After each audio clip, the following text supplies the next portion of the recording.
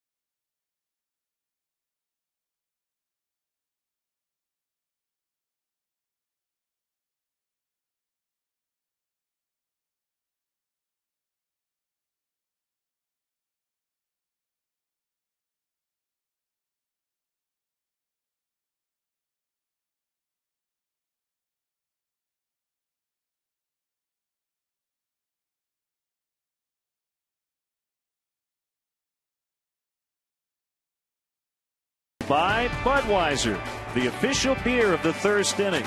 Great times are on deck. Grab some Buds. Pepsi Max, the official soft drink of Major League Baseball. 0 calories, maximum Pepsi taste. The Illinois Lottery. Do you believe in the power of possibility? The Illinois Lottery. Anything's possible. And by Ford, manufacturers of more fuel-efficient vehicles than any other brand. Check them out at your local Ford store or online at localfordstores.com. Chicago Cubs baseball in high definition is brought to you by Xfinity, your home for the most live sports.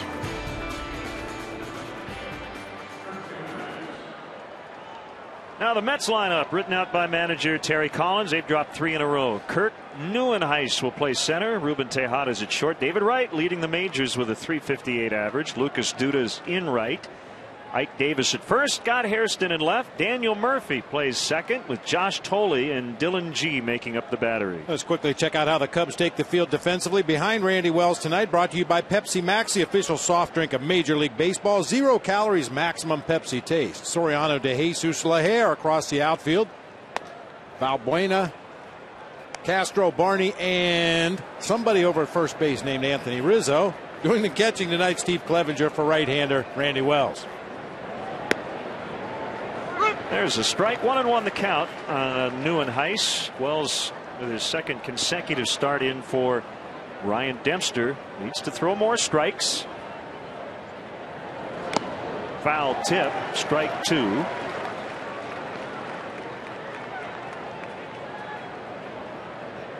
Should note right off the bat, this is not Anthony Rizzo's major league debut. He did play in 49 games for the San Diego Padres last year. That's tapped foul. And if you know anything about the Cubs, have been following the team since the Rizzo trade, you know he struggled mightily offensively. We'll talk about that a little later.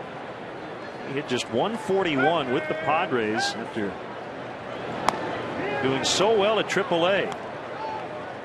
Let's get the umpires for you tonight. Phil Cuzzi has the plate. Manny Gonzalez, Greg Gibson, Jerry Davis on the bases.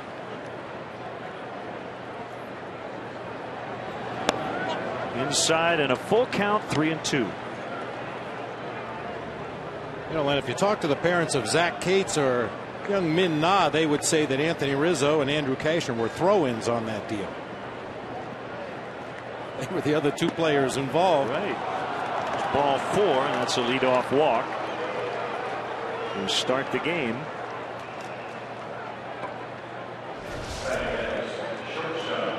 Well, you hit the nail right on the head to begin the show, Len. Randy Wells just not throwing enough strikes, not throwing enough quality strikes. You look at his whip since he moved into the rotation. It is not pretty. His numbers as a reliever this year have been a lot better than as a starter. Faces shortstop Ruben Tejada. Cubs shut out the Mets into the 9th inning last night before Ike Davis homered off James Russell, but the Cubs behind Travis Wood won the game 6-1. Wood was as good as we've seen him. 7 shutout innings.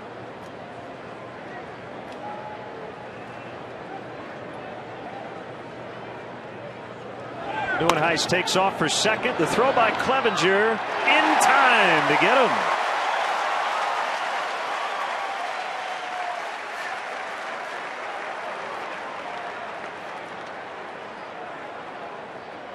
Pretty good jump by Nieuwenhuis over there at first base. Clevenger's throw is right where it needs to be as Castro makes the catch, and the tag high on the body. Cubs got a big break right there. Looked like Nieuwenhuis had the foot on the bag before Castro applied the tag high on the chest. You could see the reaction of the Mets base runner. Tejada pops it up, and Valbuena will pull it in. Hey, Cub fans, make sure you check out our WGN baseball blog on WGNTV.com. It's brought to you by Jeff Vukovich, nationwide agent serving the area for 33 years. Contact Jeff at jeffvuk.com. Nationwide is on your side. We have a new podcast and also a post that has a link to an interesting Fangraphs article about Anthony Rizzo's swing. His hands are a little lower than they were last year. He is shorter, quicker to the ball. He struggled with the major league fastball last year. And he has tried to rectify that this year. And Bob, maybe that difficult time with the Padres might be a blessing in disguise as Wright dribbles one right to Rizzo, who will bat third when we come back to Wrigley Field.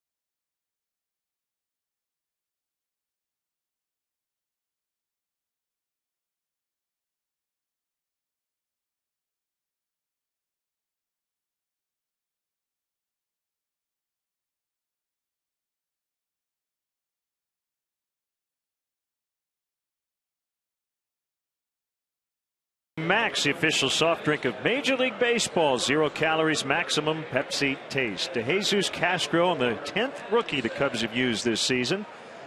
Soriano, LaHair, and Valbuena in the middle. Barney, Clevenger, and Wells rounding it out. Take a look at the Mets defensively tonight. Scott Hairston in left, Kirk Neuenhuis in center, Lucas Duda over in right field. It'll be David Wright, Ruben Tejada, Daniel Murphy, and Ike Davis third to first across the infield. Josh Tolley doing the catching tonight. Right-hander Dylan G. See his numbers on the season. He's been pretty good lately. 7 consecutive quality starts. He's held the opposing hitters to a 198 batting average over his last 7. Only other start at Wrigley Field. It was a win, rain shortened on May 25th of last year. 6 innings and technically a complete game, the only complete game of his career. We said it last night, we'll say it again. You want to get to that Mets bullpen as quickly as you can. Their starters have been terrific. They've struggled in relief.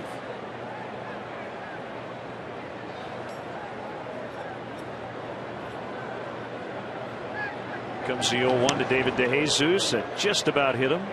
Typical 4-pitch mix from Dylan G. Fastball, changeup, slider, curveball. And you want to get him early. He's susceptible early in the game. Once he settles in, second and third time through the lineup, he's been pretty good. Just 26 years old, from Cleburne, Texas.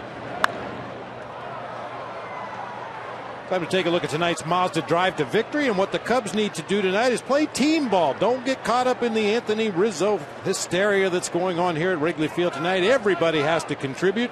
And for the Mets, gee whiz, I mentioned the numbers for Dylan G lately. He's been pretty good. Drive to victory is brought to you by your local Chicagoland Mazda dealer. See your Chicagoland Mazda dealer for a test drive today at driveamazda.com.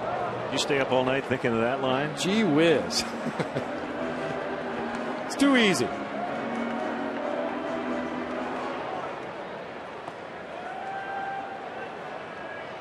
I put as much work into that as I do every day. I get your point.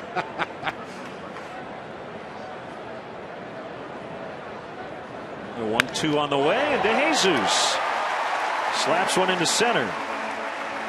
You know, the other thing about Rizzo coming up and playing first base, it pushes Brian LaHair to right and moves DeJesus to center. When you talk about different positions in the offensive production you hope to get, that should make the team better. DeJesus' numbers more indicative of a center fielder with the power hitting LaHair and right. Traditionally, teams have gotten power from the corner outfield spots, the corner infield spots, occasionally from behind the plate. But yeah, you're absolutely right. Moving DeJesus to center field and comparing him to other center fielders in baseball, it's probably where he belongs. Starlin Castro swings and misses at a slider. 0 for 3 last night. He did walk, knocked in a run, scored a run.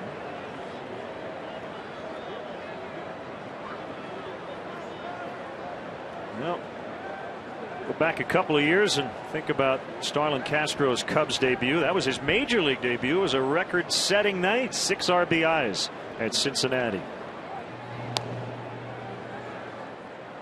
We'd love to hear from you via email at LennonBob@Tribune.com. And you can follow us on Facebook and Twitter as well. So you keep in touch.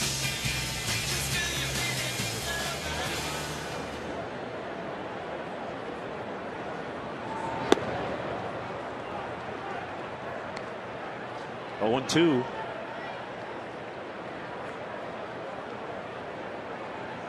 Starlin was asking Phil Cuzzy if that was a strike. I'm guessing Cuzzy said, only because you swung at it. I had an umpire tell me that one time. Yeah, you swung at it. Ooh, very close that time. Yeah, DeJesus leaning just a little bit over there.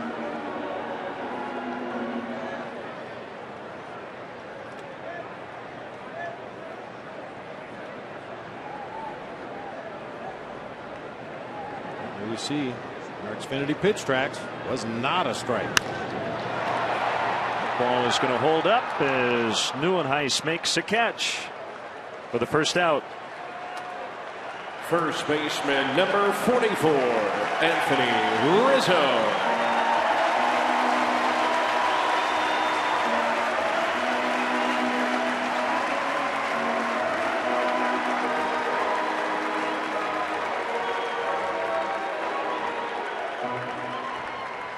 You know, Len, the number alone should have been the tip-off in spring training that Anthony Rizzo was going to be here sooner rather than later. Normally, a guy comes into a new organization, his first spring training with the big club, he's wearing number 98, 82.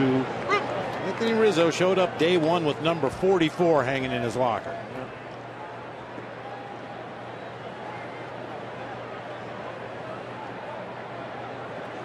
And Hammer and Hank once wore that number.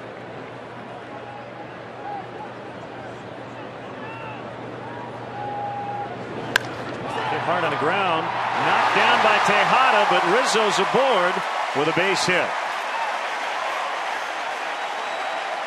Oh, an error. Wow, well, that ball was hit hard. I thought it might be a hit, and the crowd not liking the call by Bob Rosenberg in the press box.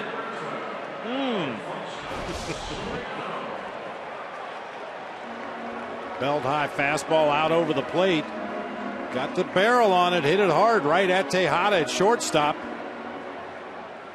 I took a squirrely hop. I think it was a hit. What do you think? Yeah, I think he got it right. As much as I want to see a base hit for Anthony Rizzo, that was one step to his right, hit him in the glove. Yeah. The pressure got to Bob Rosenberg. He just changed it. It is a hit.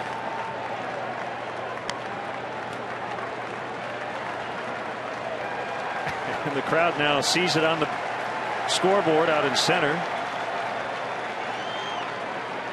Made you to a home run.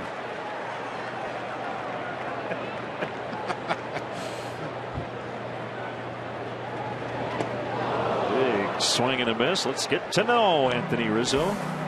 Born in Fort Lauderdale, Florida. This is his first big league game since the end of last year against the Cubs. And he actually faced Andrew Kashner, a guy he was traded for in his previous major league at bat, and a great comeback story. Diagnosed with limited stage classical Hodgkin's lymphoma in 2008. He missed most of that year. When he was having a great year that particular season before being shut down after 21 games. He was hitting .373 in Greenville. That's Class A ball.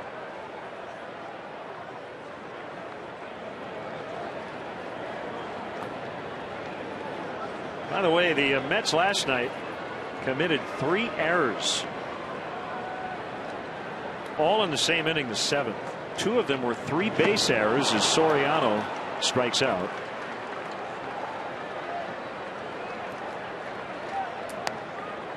Two down, and it will bring up Brian LaHare.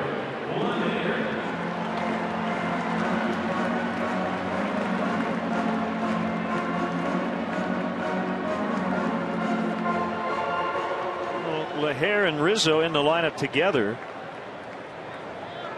Shared a lot of reps at first base in spring training, even though going in, LaHare was basically told it was his job to lose in terms of the opening day assignment, and that Rizzo would start at AAA.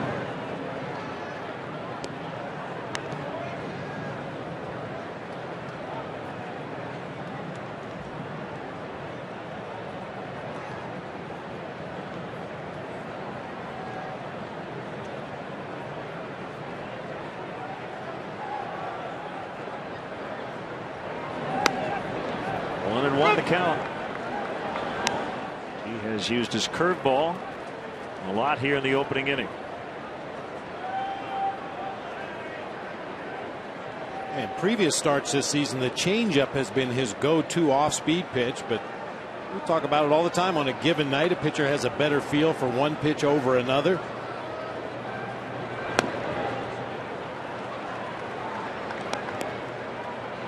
Sometimes that's by design as well. Maybe if you threw a lot of change-ups in your last outing and you know the team you're facing in your next start has been scouting you, looking at videotape, looking at the advanced reports. Maybe you decide to mix in a few more breaking balls rather than the straight changeup early in the game.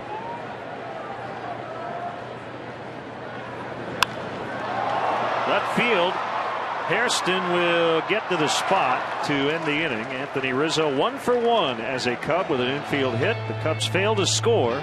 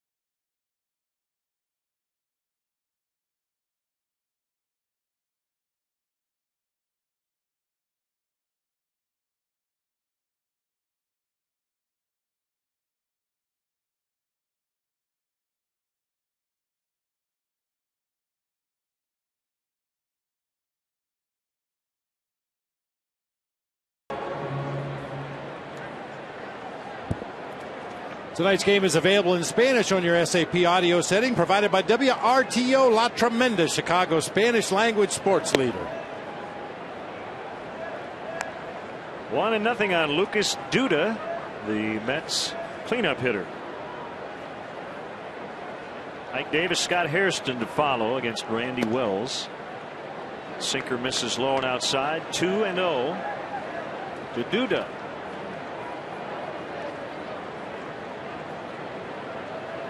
Committed one of those 3 base errors in the 7th inning last night. Can't say I've ever seen 2 such errors in a game, let alone the same inning, that give Adrian Cardenas, who by the way was sent back to AAA, make room for Rizzo, good changeup, and Darwin Barney were both hustling out of the box and getting to third.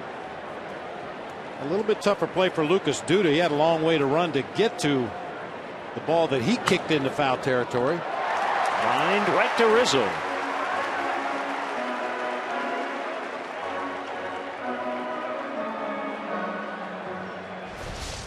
All the attention to Anthony Rizzo's offensive prowess, but you've talked about it in the past, Len. He is a superior defender down there at first base.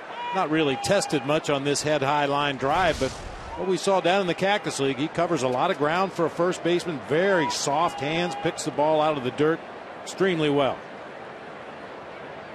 Cubs put on the pull shift on the infield. Actually, center fielder and right fielder going the other way in the outfield with Jesus and LaHare.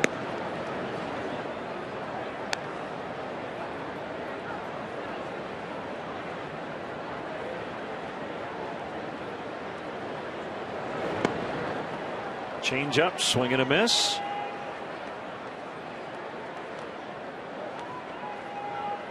That's why you see the shift, hits by direction. Base hits to right field, a lot of them are ground balls that got through the right side. That's why Dale Swaim employs this exaggerated pull shift to try to take away some of those holes where the ground balls sneak through.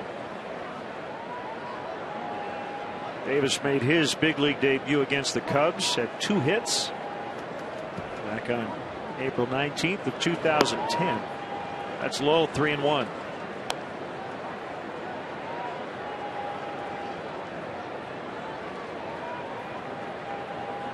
And similar height for Ike Davis when he made his debut. He has been a star player at every level, international competition.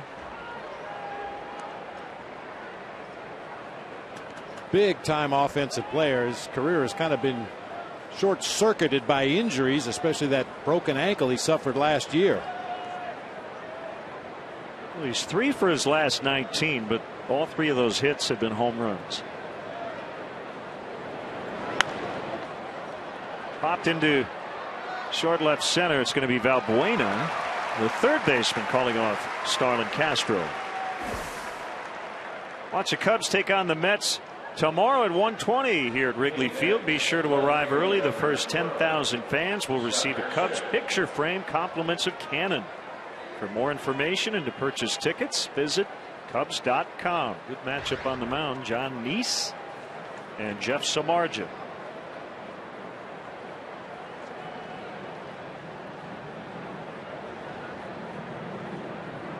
Lovely night tonight. 74 degrees, an east wind at 11 miles an hour, blowing in from right.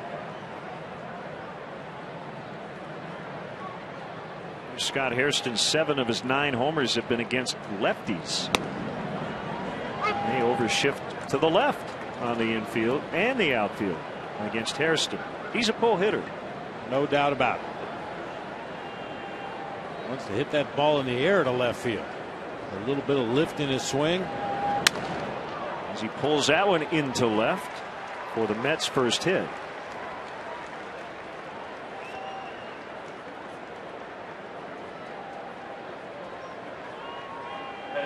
Came in hitting just 175 against righties.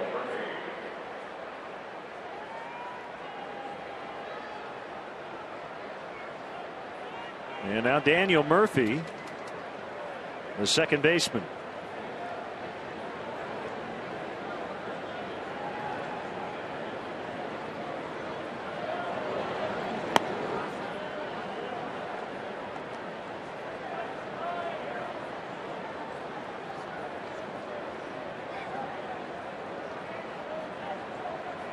Big year for Murphy last year, 109 games at .320. 2-0.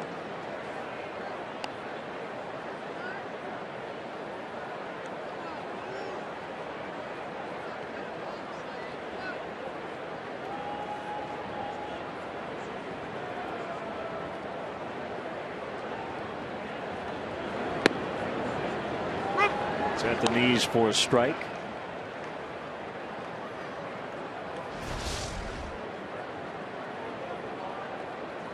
That's where Randy Wells needs to be with that fastball, right down there at the bottom of the kneecaps.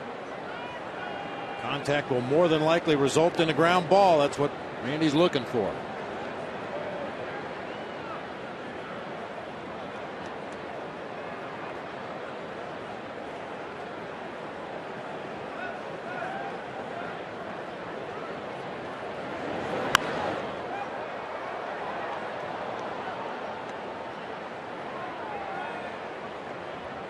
Mets are hanging in there right now, 39 and 35. Tied with the Braves for second in the National League East.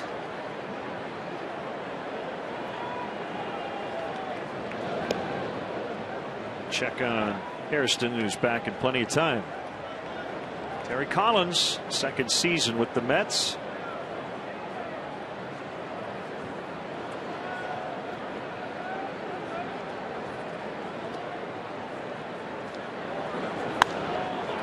That'll get down and right as Hairston will have to hold.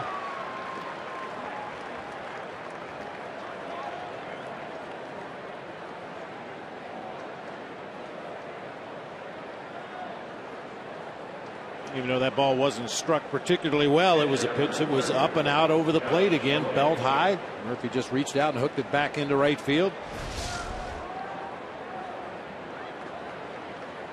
Actually a little above the belt that time. Much easier to see that sinker when it's up in the zone, and it always is going to have less movement when it's up in the zone.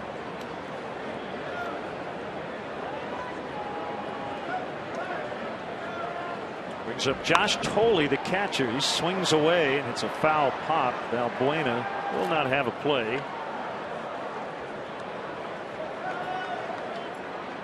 Josh Tolley from Breeze, Illinois. Randy Wells from Belleville, not too far from St. Louis, and they have worked out together during the offseason.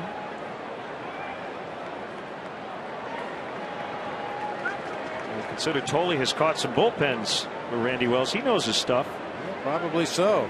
It's one of the risks of working out with a regular season opponent during the offseason.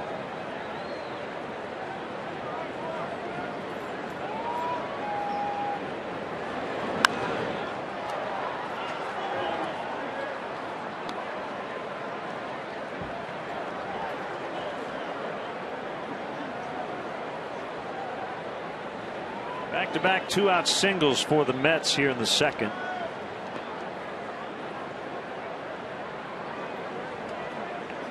Tolley has 6 passed balls this year. He had 16 last year, but he catches R.A. Dickey. That one gets past Clevenger, and the runners both could have advanced, but I don't think anybody saw where the ball was, including Clevenger, for about 3 seconds.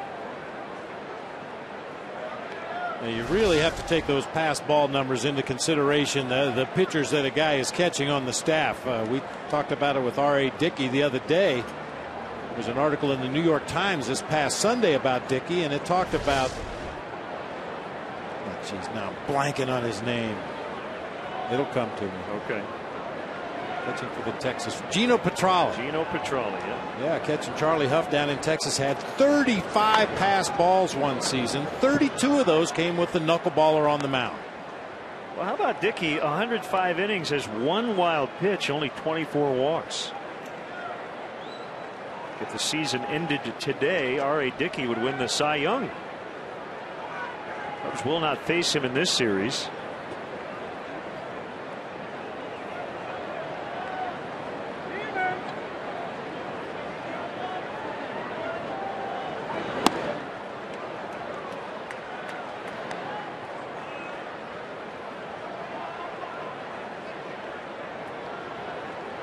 Keeping an eye on everything else around baseball.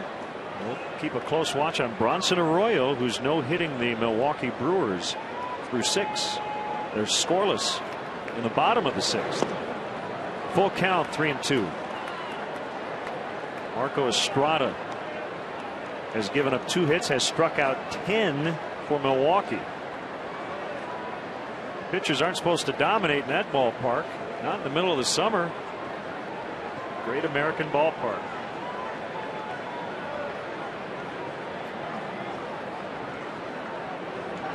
Runners go, and a base hit into right, and the Mets will grab an early lead. Josh Tolley knocks in Scott Hairston. So a 2-out rally for the Mets. 3 consecutive hits.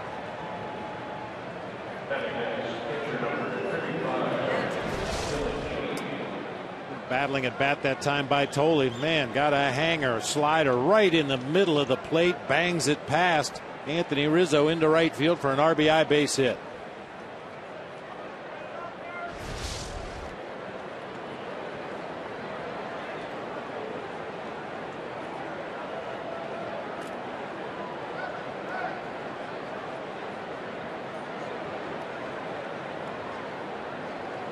So here is the pitcher, Dylan G. He looks at a strike.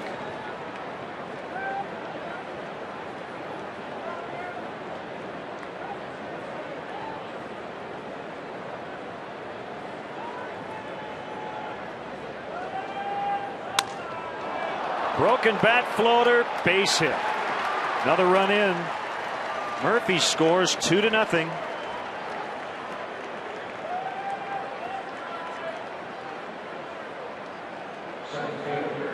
Those are frustrating. Break a guy's bat, and he picks up an RBI hit. And for G, that's his 6th career RBI. And the barrel of that bat went whistling down the third baseline. Daniel Murphy was watching the flight of the ball, very reminiscent of Tyler Colvin getting hit in the chest down in Florida with the barrel of a broken bat. Well, that one's a little different than some of the other ones, but Cubs are giving up way too many hits to opposing pitchers. And 2 out runs are no surprise for the Mets. They lead the majors this year with 162. Now you can add to that 164 2 out runs this season.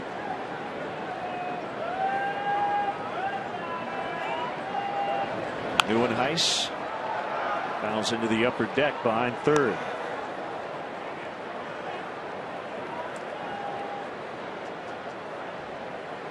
He walked, but then was caught stealing to start the game.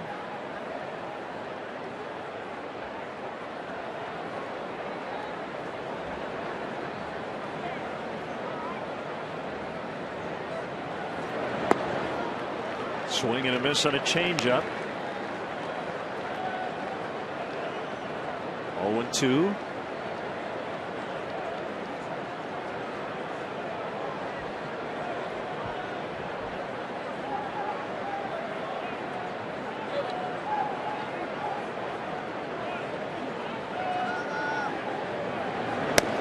Swing and a miss on a fastball for his first strikeout, but 4 consecutive 2 out hits, and the Mets take a 2-0 lead.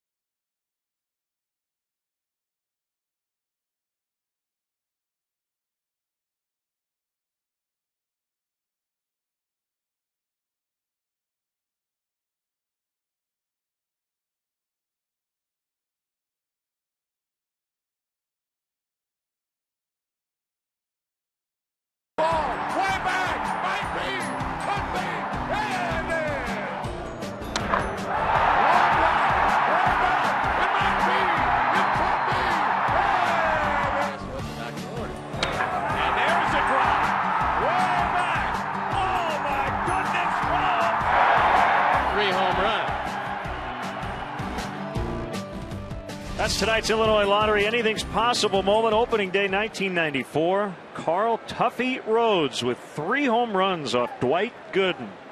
Anything's Possible moment brought to you by the Illinois Lottery, who each day make anything possible. He went 4 for 4.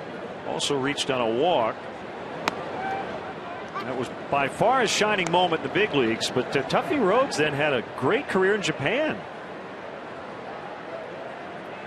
All-time home run leader in Japan among foreign-born players. 474 home runs. All 3 of those bombs came off of Mets starter Doc Gooden that day, too. 1-1 on Luis Valbuena. Lines one foul to the pull side. What a great night. I'll tell you, with the wind coming in off the lake, it is made for a very, very comfortable night. I think it's Going to turn around the next couple of days. It sounds like it. Yeah. It's a very gentle breeze blowing in from right center field tonight, just enough to move the flags.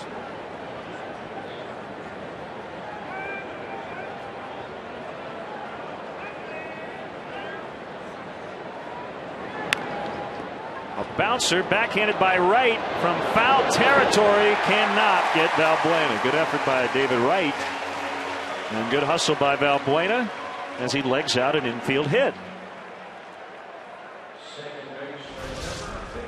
That's where the shift will hurt you sometimes. Wright playing well off the bag at third. Had to get fully extended to get to that ground ball right down the third base line. And Valbuena able to leg it out.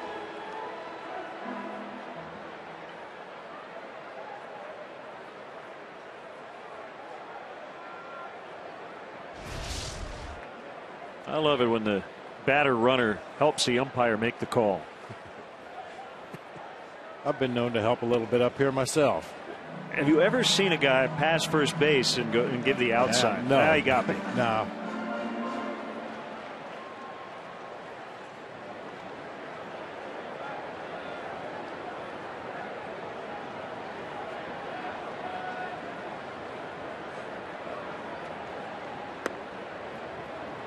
One on Darwin Barney. I was about to say, Len, tough sun over there at first base right now. Luis Valbuena, as he took his lead off the bag, had to hold his hand up to shield his eyes from the sun so he could see the pitcher on the mound. That's what he's looking right back into.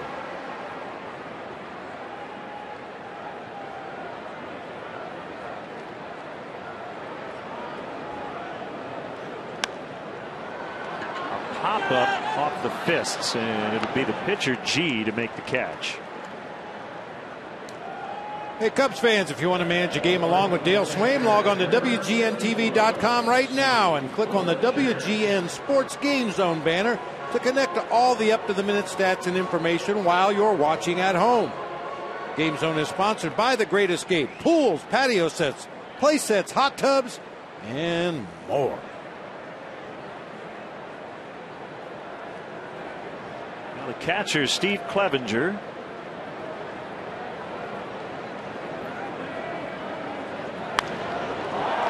Fly ball to center field. Neuenhuis sidestepping, making the catch, and getting it back in quickly.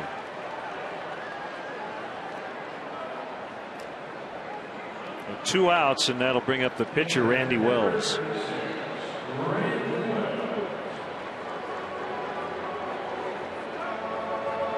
Well, the Reds getting 3 runs on a Jay Bruce home run in the bottom of the 6th. So they're now in the top of the 7th. Bronson Arroyo no hitting the Brewers through 6. And we'll keep you posted. Another story involving the Reds. Third baseman Todd Frazier. Remember the story we had last month? He was having a meal in Pittsburgh, and there was a guy near him who was choking, so he performed the Heimlich maneuver. Well, Dr. Henry Heimlich was in Cincinnati and presented Frazier with an award. Nice. The thing about that story, did you know Henry Heimlich was still alive? 92 years old. That's great. He has an institute in Cincinnati. About that. I thought you were going to say they were changing the name of the maneuver to the Frazier maneuver. No.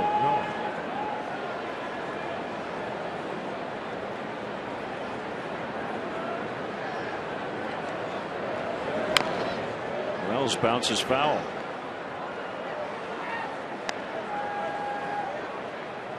Well, that's something really everybody needs to know how to do. Well, you hope you never have to, but it happens a lot more often than people realize.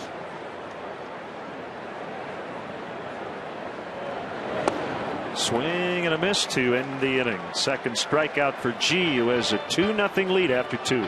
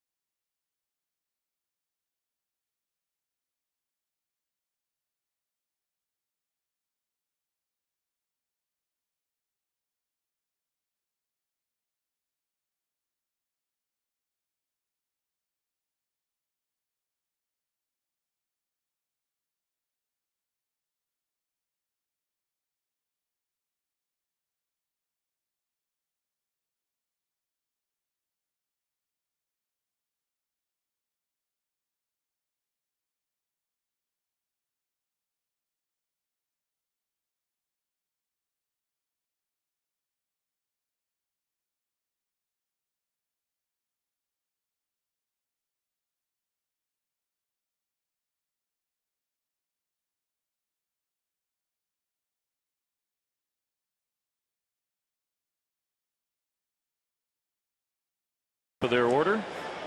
And great to have with us in the booth Bruce Dumont, the president founder of the Museum of Broadcast Communications in downtown Chicago. Great to see you, Bruce. Nice to be here. A great night for baseball. Absolutely. And tell us about the museum. We got a re-grand opening. Yes, we had a reopening last week with Betty White and Hugh Downs and John Mahoney. And it's a National Broadcast Museum based in Chicago. Tells the story of the history of both radio and television. Of course, all the great people from Chicago and the great stations like WGN that have created so many magic moments for everybody. Here's the 0-1 to Tejada. Now, Bruce, did Betty White behave herself? I know she can get a little ornery once in a while. She did. We had to calm her down a little bit. But when some of the young pages went by, she took advantage of her age. Here's the 1-1. Swing and a miss. I think now is a great time to really revisit television's history because of the incredible change in technology. Yes, and I think it is an important point, and literally next month, Len, it is going to be the 50th anniversary of Telstar. And one of the memorable, indelible moments of that transatlantic broadcast was right here from Wrigley Field, with Jack Brickhouse welcoming all of the world to see Johnny Callison hit a double down the right field line. Well, we did a 60th anniversary broadcast back in 2008, and we had camera positions used in 1948, and it did not include the one you're looking at right now. The center field camera didn't really exist back then. I think baseball fans are happy that it does now. We'll give you a good look at the pitches. Right. And the museum has some of those memorable moments in a variety of areas, including sports. The great job that WGN has done since 1948. The new location is at State in Kinsey, right next door to Harry Carey's restaurant. It's a beautiful gold lead museum, 62,000 square feet. And it's home to Garfield Goose and Frazier Thomas and all the great Bozo memorabilia, as well as the set from Meet the Press, the camera used in the Kennedy-Nixon debate. One out in the inning. Here's David Wright. As he pops it up, Clevenger trying to find some room, and just didn't get to the barrier. He and Rizzo got near that fence, but it fell untouched. Hope they don't regret that one. Well, I mentioned the wind not blowing nearly as hard tonight as it was in last night's ball game, but Steve Clevenger has to know that that ball is going to get pushed back toward the field a little bit because of the wind. Just didn't get over to the railing quickly enough.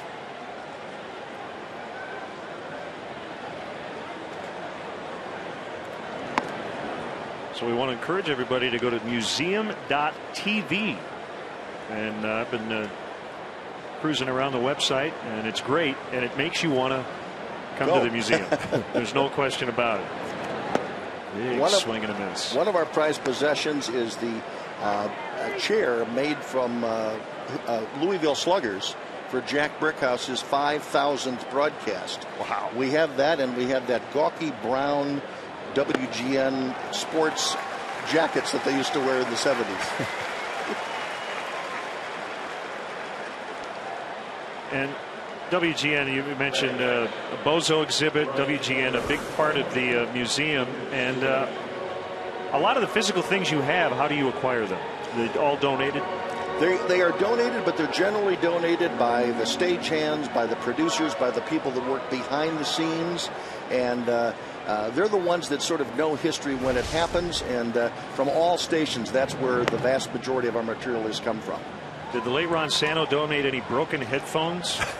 He because did. He used to, when a bad inning, he'd slam them down. I think that would have been a nice museum piece. We don't have that, but we do have Ron Santo inducting Jack Brickhouse into the Radio Hall of Fame. That's great. Very nice. And we should mention the Radio Hall of Fame, a big part of it as well. A lot of great WGN broadcasters and a lot of sportscasters, including one of the former voices, Ronald Reagan, who was inducted last year. 3-0. And the Mets cleanup man, Lucas Duda.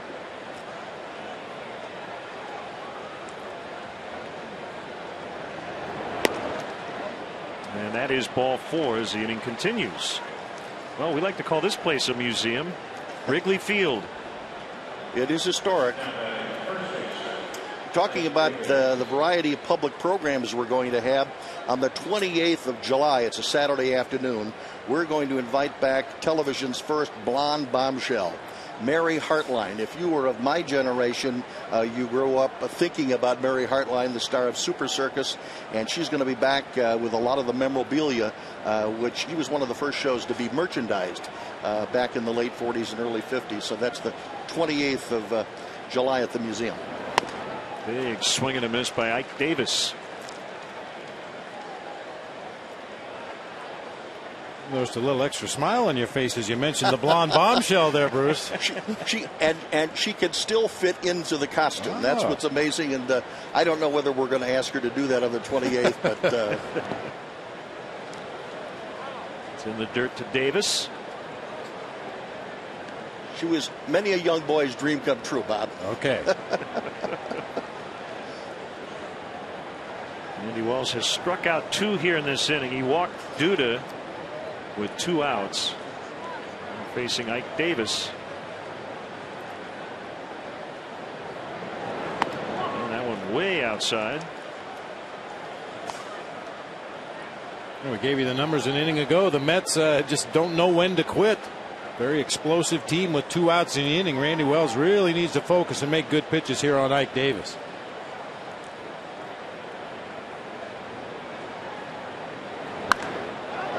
That's trouble into the right field corner.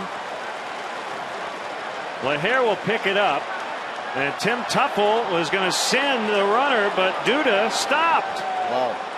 That is a huge break for the Cubs. Lucas Duda just decided to stop, even though his third base coach was trying to send him to the plate. Yeah. You know, and I happened to glance down at Tuffle as I saw that ball headed back to the infield, and he gave a very late send sign to Lucas Duda. That doesn't excuse it. Duda, his job as a runner is to keep going until that coach tells you to stop. But it was a very late wave home from the third base coach, Tim Tuffle. Yeah, he could have walked home. That ball hit like a bullet down into the right field corner. Fortunately, Davis didn't get any air underneath that ball. LaHare got to it as quickly as he could. Relay throw to Barney, and then the relay throw on to home. No runner. So second and third with 2 outs, and low to Scott Hairston.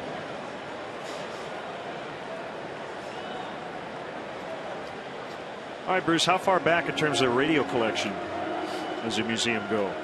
We go back to the early 30s, some of the early Fibber McGee and Molly broadcasts. Television goes back to about 1948 with some WGN and things from WBKB television. And some of that Super Circus material we talked about. I should mention we're open Tuesday through Saturday from 10 in the morning till 5 at night. Excellent. Well, I will be down there at some point very soon. My interest is piqued for sure. Not as a relic, as a contemporary broadcaster. No, I don't want to be a part of the museum just yet. The Don Cardwell no-hitter, right? Ernie Banks, home run number 500. Of all the clips, Ernie Banks' 500th home run still sends shivers through my spine. That's the one that really gets it, because it goes back to my childhood, and I remember Jack's call of it.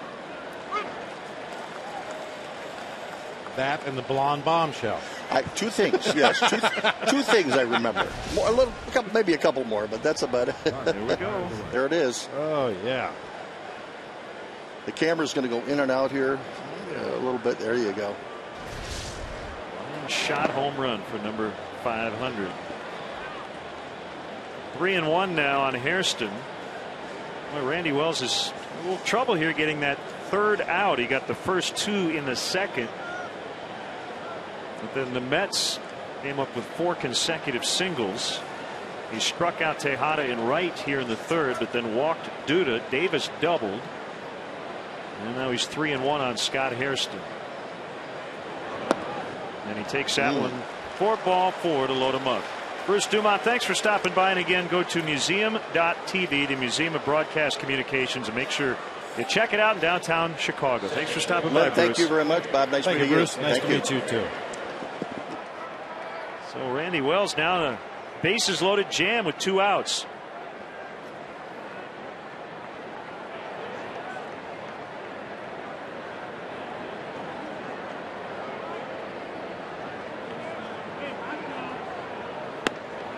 And a called strike on Murphy.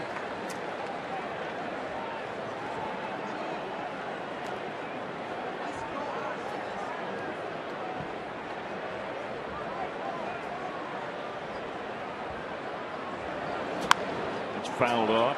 Well, Bob, one thing I was thinking on that Davis double. We sit up here and have a great view of the field from our broadcast perch high atop Wrigley Field. We can see where the ball is in the corner. We can see where the runners are, the coaches. But when you're Tim Tuffle and you're Lucas Duda, you've got to see through defenders running around. You got to see a ball that's about 390 feet away. A little different when you're actually part of the play, isn't it? Oh, it really is, Len. There's a lot of things that make up the decision whether or not to send a runner. The speed of the runner obviously enters into it. Rizzo behind first. And Wells gets out of it. Yeah, a break for the Cubs as Duda did not score. Still 2-0.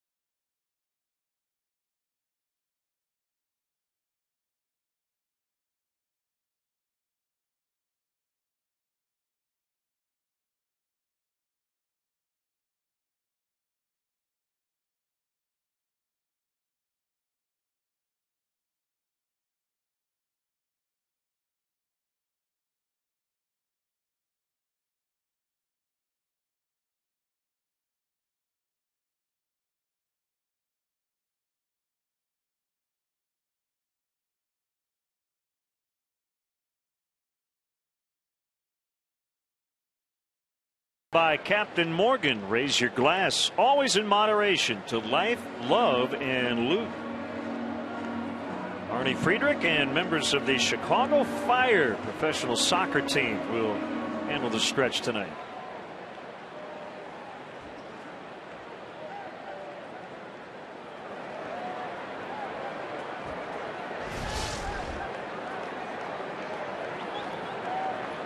Top of the order, second time through for the Cubs against Dylan G.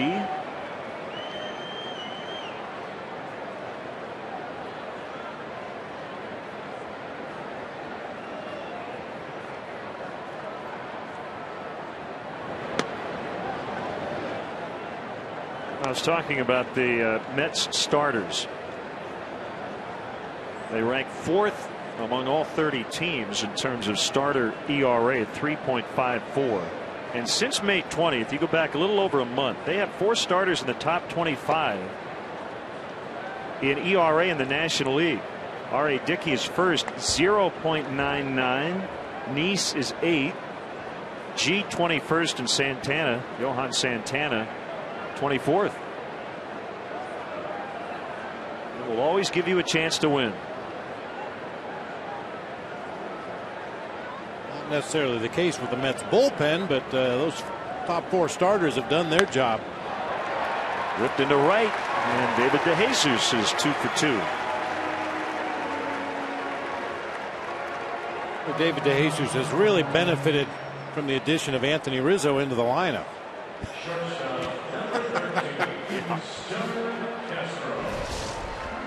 Well, I mean, that's the hope. You put a quality hitter in the middle of your lineup, and ideally he does make everybody around him a little bit better. Of course, Anthony Rizzo is going to have to show opposing teams that he is a quality hitter, and I think everybody involved with the Cubs organization feels that is going to happen.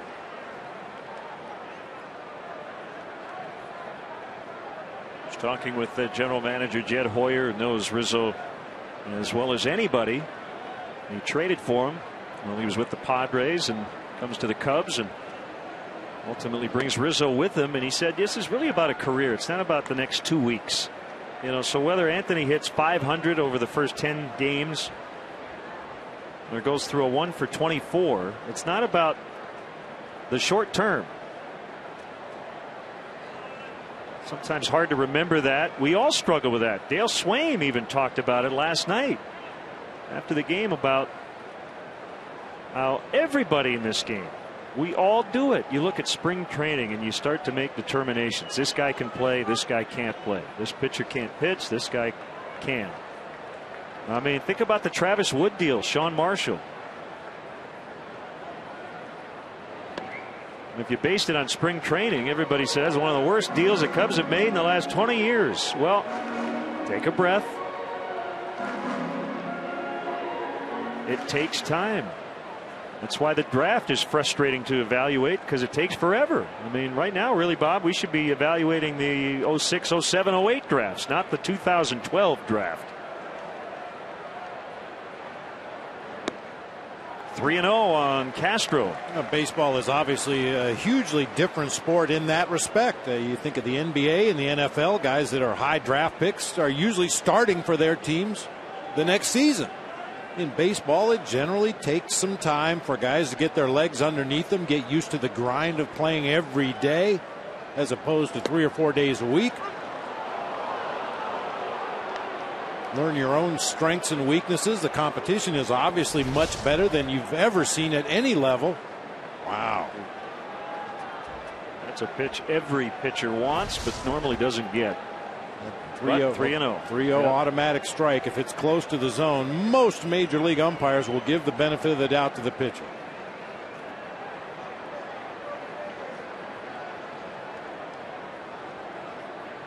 DeJesus takes off on the run and hit, and Castro fouled off. Want to see a Cubs game from the front row here at Wrigley Field? Now you can. Visit Cubs.com. Click on the CBOE front row seats auction to bid on tickets in the front row behind home plate and along the first base line. Front row seats will be auctioned off to every game all season long. Don't miss your chance.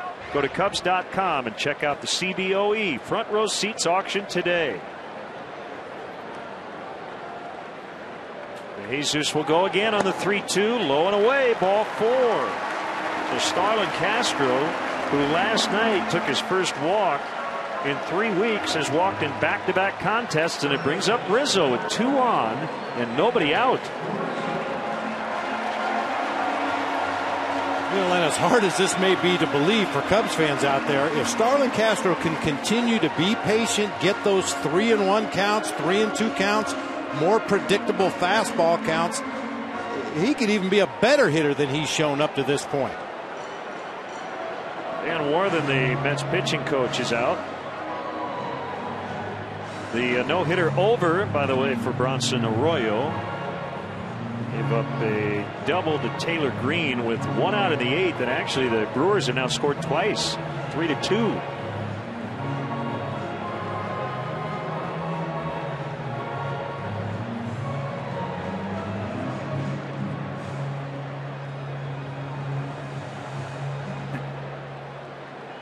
Well, as long as he stays right there, Cub fans are going to be happy. He's good. You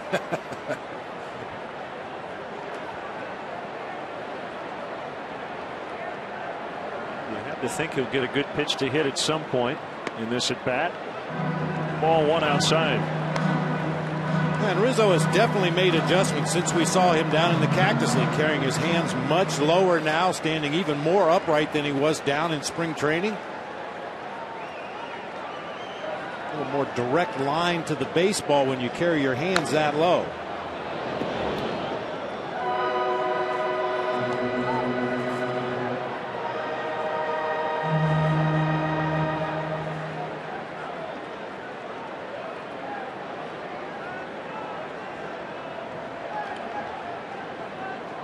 Rizzo's 22, but he's actually older than Starlin Castro. He'll turn 23 in August.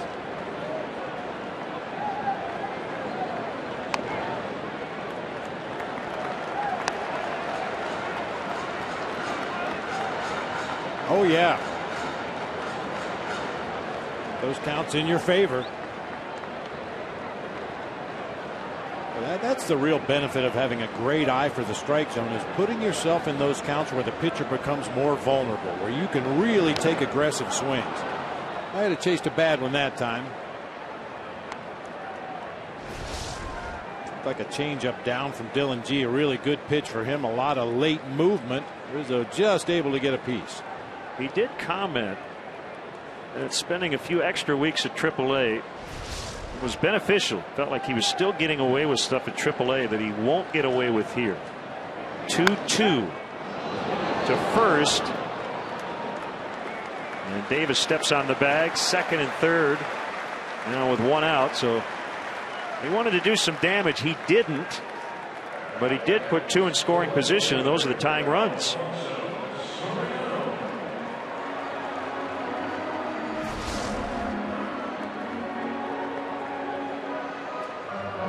Rolls over a pitch that was well off the plate, down and away, but a productive out nonetheless, moving a couple guys into scoring position for Alfonso Soriano.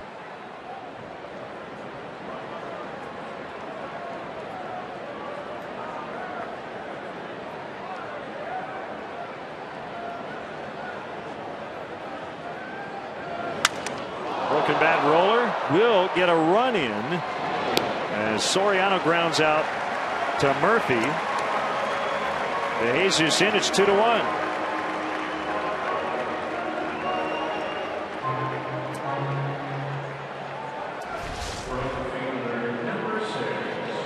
Shatters Soriano's bat into about 3 or 4 different pieces, but with the Mets playing their infield back, no problem for David De Jesus to come down that third base line and score the first run of the game for the Cubs.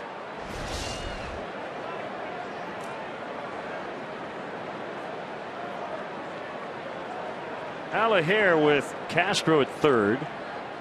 2 outs in the inning and ball 1 outside.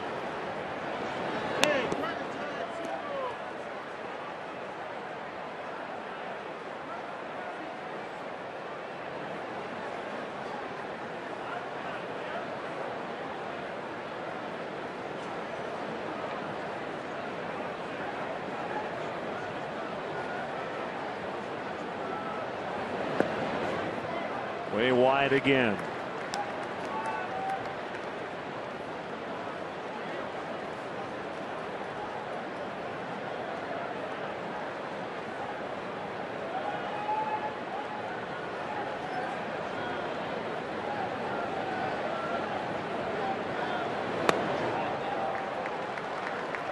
Missing badly here in this sequence.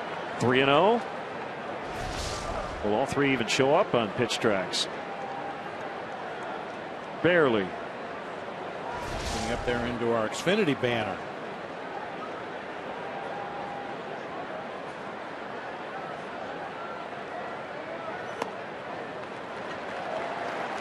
Ball 4, second walk of the inning.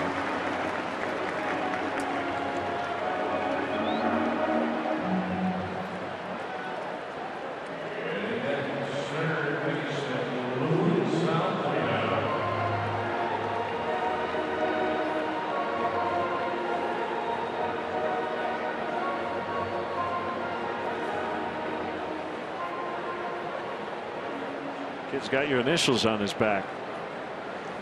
I told you before, I had 3 thoughts about either purchasing or perhaps otherwise acquiring one of those Bat Boy jerseys from every team. I thought that'd be pretty cool. Have BB on the back of every jersey in the National League.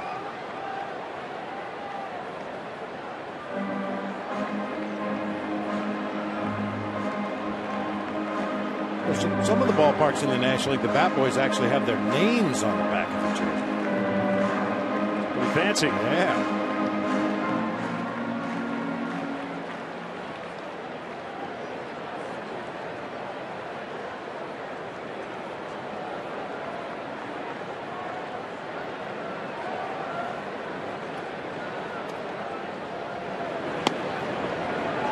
Pitcher strike there. Snaps a string of 5 consecutive bad ones from G.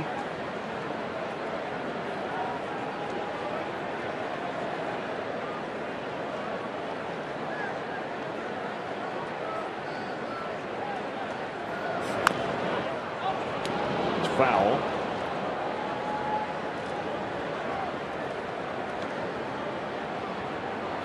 G's from Texas, went to the University of Texas at Arlington. And the Mets took him in the 21st round in the 2007 draft.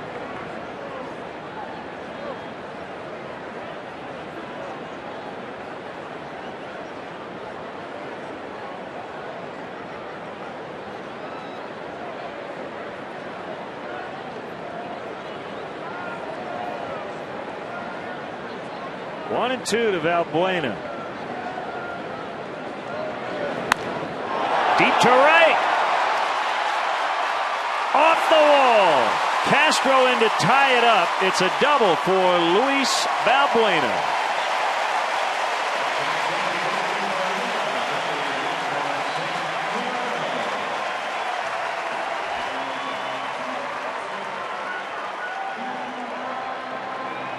Hit like a bullet. This is going to be our Nissan drive of the game. Luis Valbuena gets a fastball up and in. Oh, for a little bit more elevation. That ball hit high off the vines out there in straightaway right field.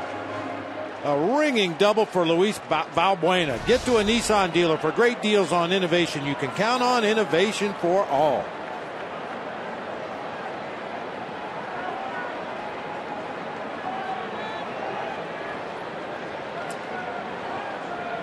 Chance to grab the lead now. 2 more in scoring position, and Barney swings and misses.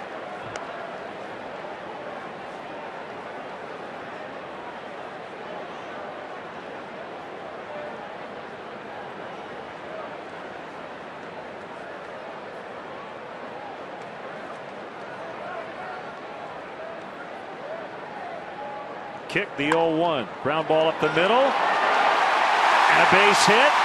One in, throw goes to third. They're going to get Valbuena as he slipped rounding the bag. The first run counts. LaHare in to make it 3-2 as the inning comes to an end.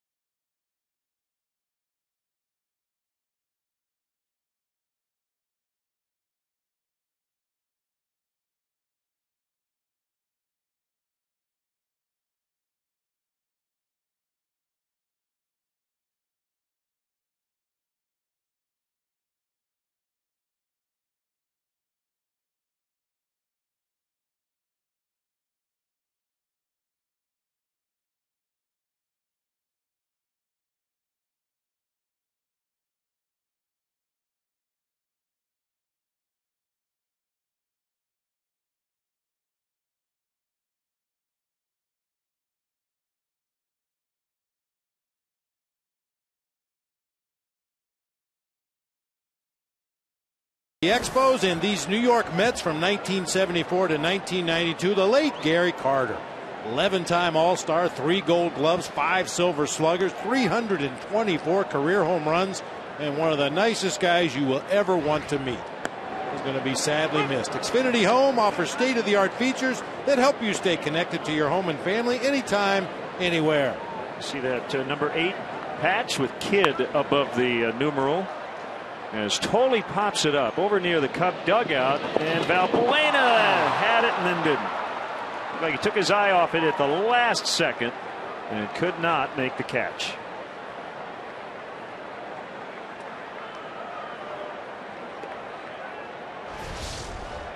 The biggest challenge for any fielder, Len, you can see that railing hits him just below waist level, and you know if you have to lean too far over that railing, you're going to end up head over heels into that dugout. Valbuena had a beat on it, just couldn't catch it.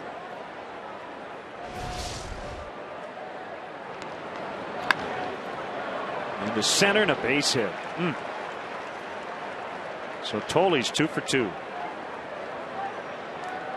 Gary Carter passed away in February after a long, valiant battle with brain cancer.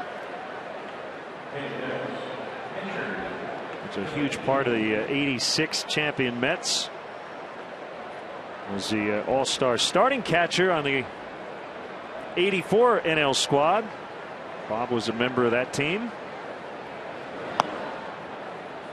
And one of the greatest Expos ever. Starting in 1974.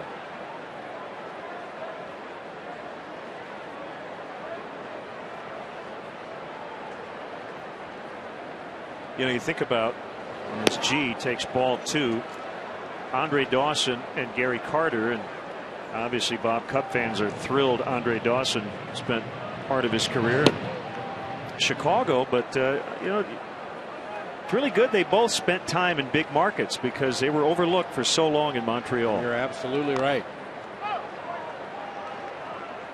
What happened to a lot of great players north of the border, both in Montreal and in Toronto for that matter. Yep.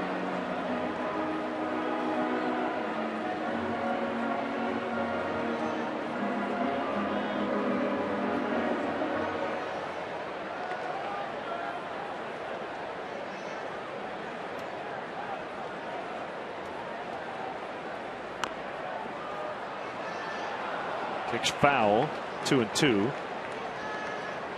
Hey fans, come watch as the Cubs take on the Astros here at Wrigley Field this Friday. Game time 1:20, but be sure to arrive early. The first 10,000 fans at the game get a Cubs drawstring bag, compliments of Invesco. For more information and to purchase tickets, visit Cubs.com. That's right on time for me, Len. I need something to carry my rubber worms back to Atlanta in. That'll be perfect.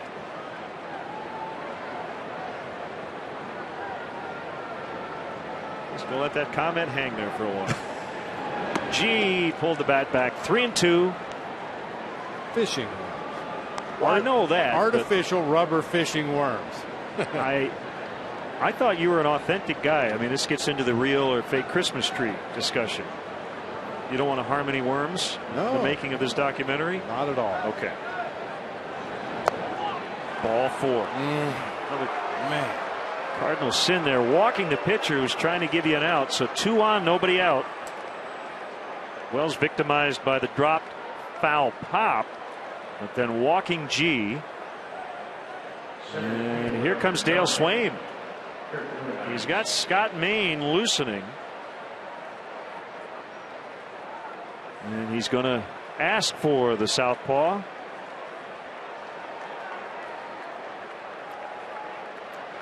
We'll be back.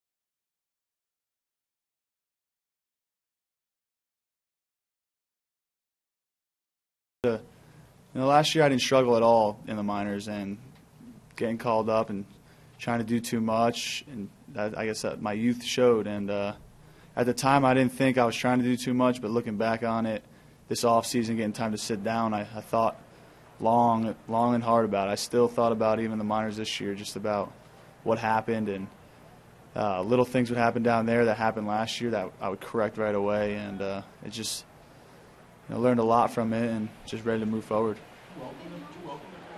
See what's possible with AT&T U-verse high-speed internet. AT&T, rethink possible.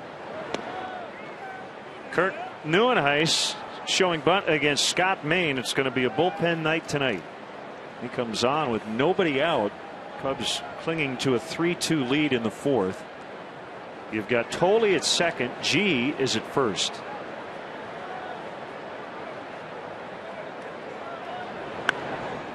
Pretty hard bunt, but Maine only has one play, and he gets the out at first. With Barney covering.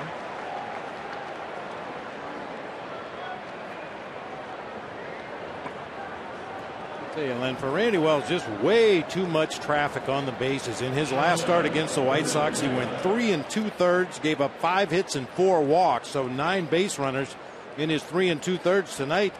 Even worse, 3 innings pitched, gave up 6 hits and 4 walks.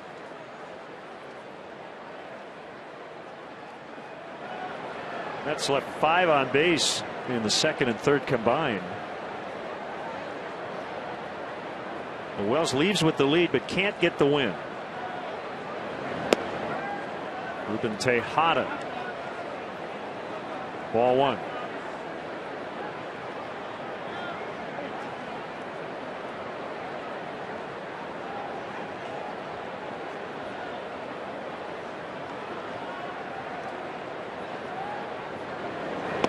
Swing and a miss. Back foot slider working well for Scott Main.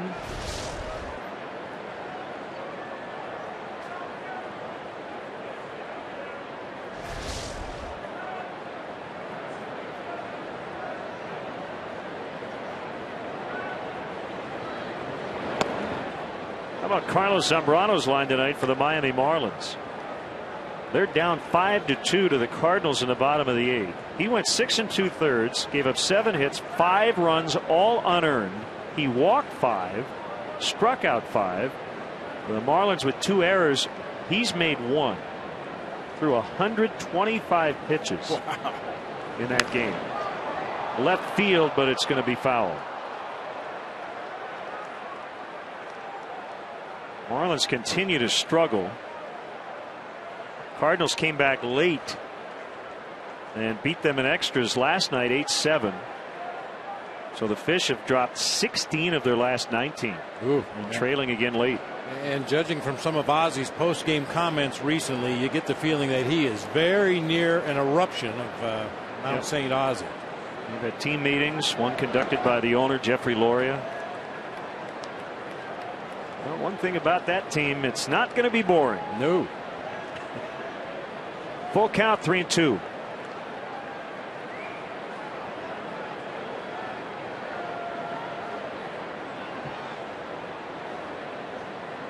More the spotlight, I guess, on them now after the Heat's NBA title. That's inside, ball 4, bases loaded. Hey, we should congratulate University of Arizona winning the College World Series 2-0 sweep over 2-time defending champion South Carolina.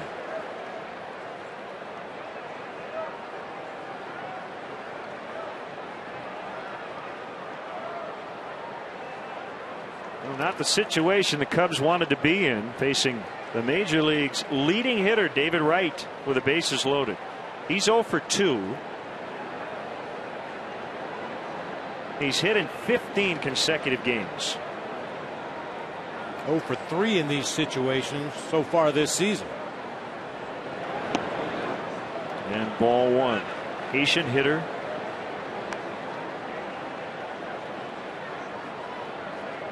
This is a tough part, Bob, about taking your starter out, bringing a lefty in this early in the game. Ideally, Dale Swain could match up, use a right-hander against David Wright, but you can't this early in the game. You're going to run out of relievers by the 6th inning if you do that.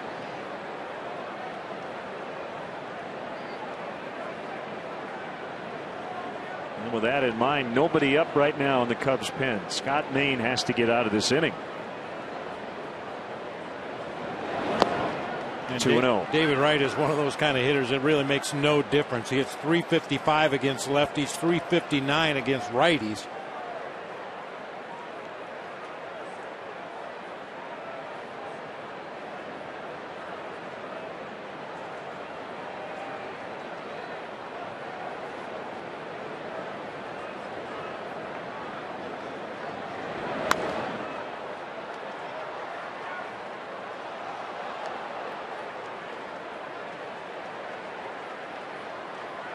David Wright's moved his hands a little bit lower. Talked to him yesterday about his mechanics. He said the key is just be on time. Says I've learned not to mess too much with my mechanics during a slump. Just keep a solid base and work from there. Young hitters tend to overreact to slumps. Lined and caught on the leap. Whew. Brian LaHare with a catch. It'll be a sac fly for Wright. As Tolley scores, it's 3-3.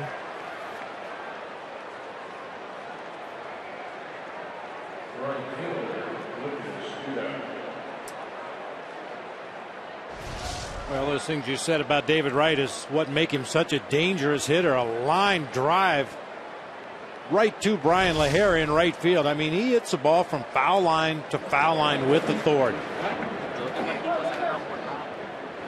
A lot of middle of the lineup run producers are strictly pull hitters, but that's not the case with David Wright.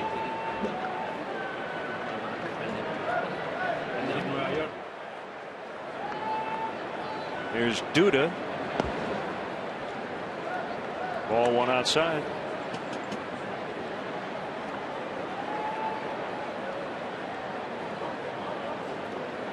The Mets are not a home run hitting team. They'll hit doubles, they walk. That's how they produce their runs.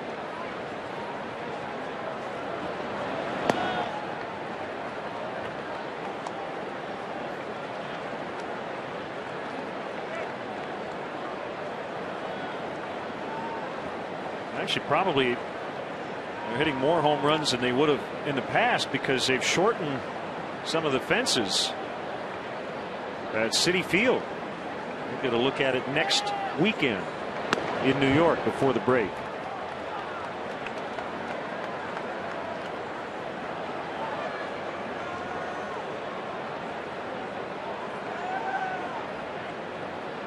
Citi Field played so big in its first couple of years, there was some thought that the Mets were going to have to really reconsider the kind of team that they put on the field. Go with more of a speedy lineup, guys that could hit the ball all over the ballpark, not rely so much on the home run ball. Did you know in the first 3 years of that ballpark's history, 09, 10, and 11, the Mets did not get a home run to the opposite field from a left-handed batter? Kirk Neuenhuis this year, the first Met to do that. That's hard to believe. And that ballpark played extremely large. I mean, it was tough enough to pull a ball out of that ballpark, but to go opposite field was, as you said, basically impossible. It was in the 4,155th at bat by a Mets left-handed hitter on April 20th of this year. Runners go on the 3-2 ground ball up the middle. Castro, however, was shaded that way. Takes away a hit from Duda. Keeps the game tied. They get one to knot it up. It's 3-3.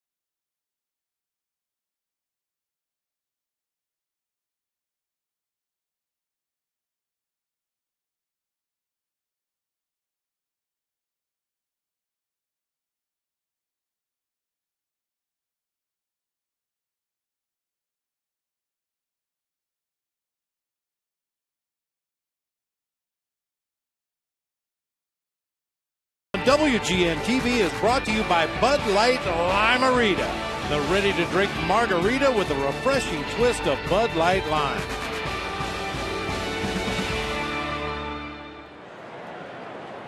(3-3) the score as we get into the Cubs' fourth. Cubs already into their bullpen.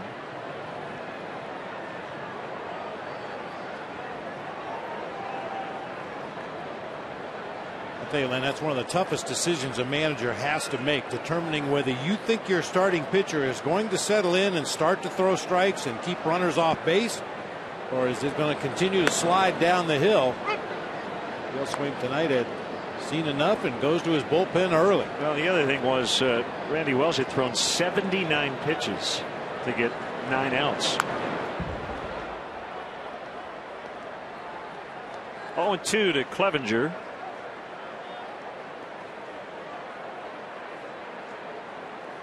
Scott Main on deck.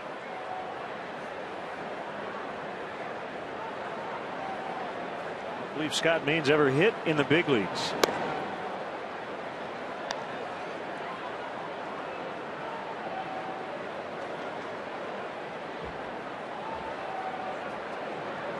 Not even sure Scott Main's taken batting practice.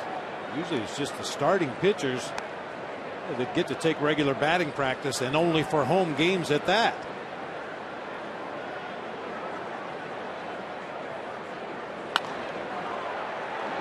Hop will knock down. Murphy will throw late.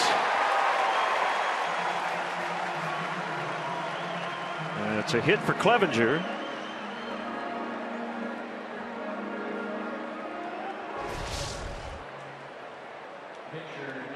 The soft liner back up the middle of the field. Murphy got in pretty good position there. Played it on a bad hop and could only knock it down. Well, the first major league plate appearance for Scott Main, who will try to get down a bunt.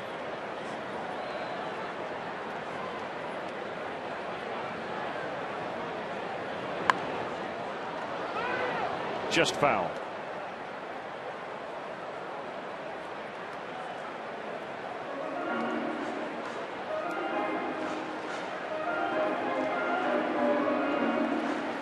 Ideally, Scott Main bunts this ball to the right side of the field.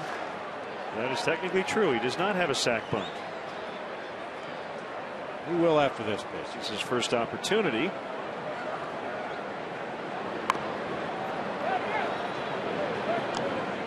One also foul.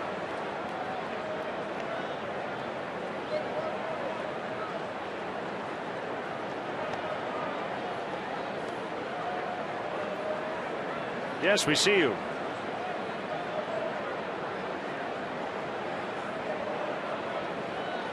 Well, not that he was trying to be too fine on the first 2 attempts, but now he definitely just has to get the ball in fair territory on the ground. And bunted foul, which, to be honest with you, Bob, might have been better than the other result, which is bunting into a double play. Yeah, very dangerous. A slow runner at first, and a guy who's not real adept at handling that bat. That's probably the best possible result we could imagine. Now a look at our forward upcoming Cubs schedule. Wrap up the series against the Mets tomorrow. We're on WGN Friday and Saturday as the Houston Astros come in. Note the 3 o'clock Central Time on Saturday. Ford manufacturers of more fuel efficient vehicles than any other brand. Check them out at your local Ford store or online at localfordstores.com. Clevenger still at first, 1 out, and the pitch to DeJesus is popped up, and it'll be Murphy for the second out.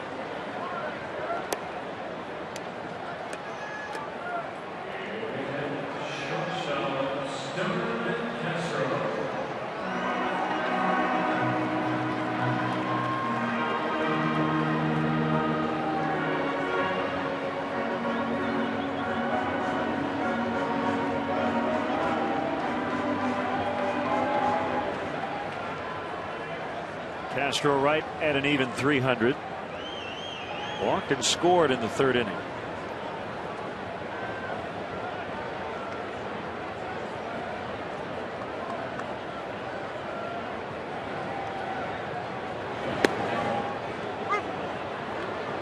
for a strike.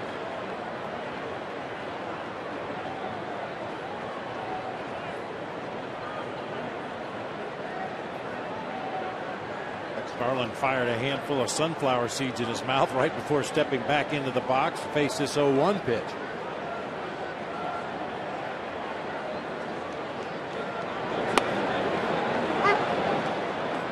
He's got both breaking balls, and it's 0-2.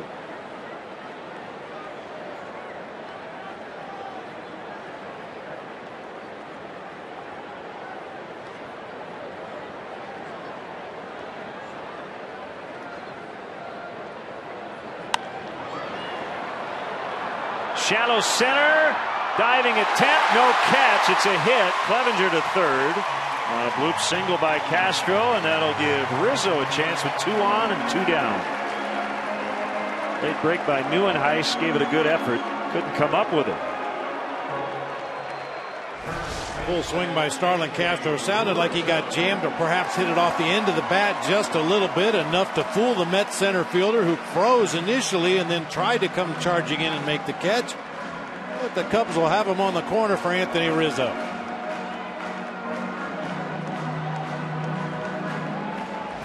Pretty clever play by NYN to kick that ball with his foot to keep it from going further behind him.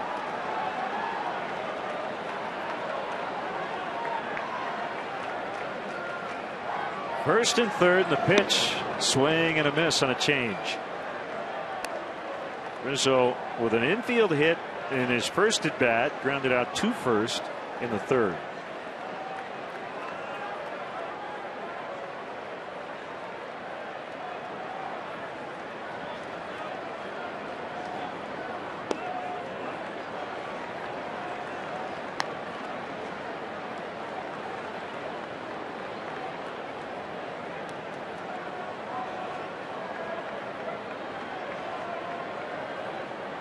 Some members of his family are here in attendance tonight.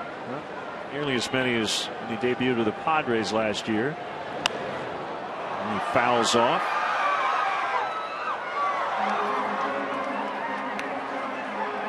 One thing you notice when you're talking to Anthony Rizzo, close and personal, is he is a very strong man. 6'3", 220.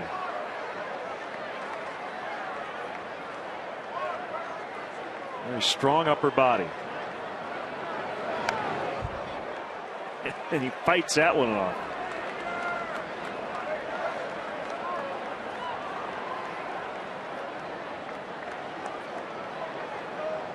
Broad shoulders. I mean, he's got a power hitter's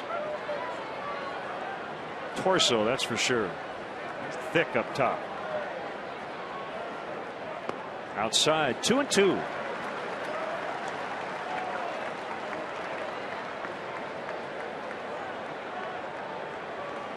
Soriano on deck. Rizzo hitting third in the lineup.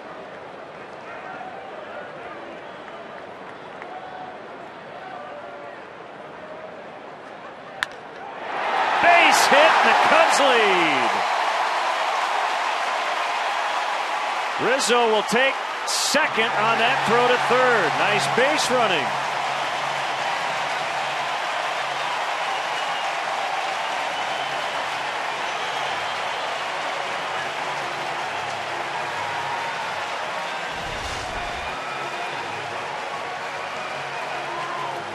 Stayed right on that pitch. It was actually off the plate away. Smoked it out into the gap in left center field, and good base running that time by Anthony Rizzo as well.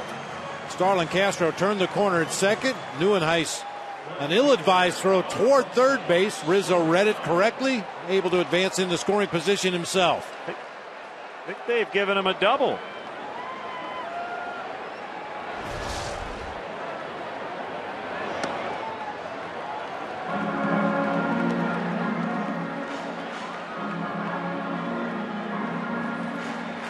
So a go-ahead RBI double, 4-3.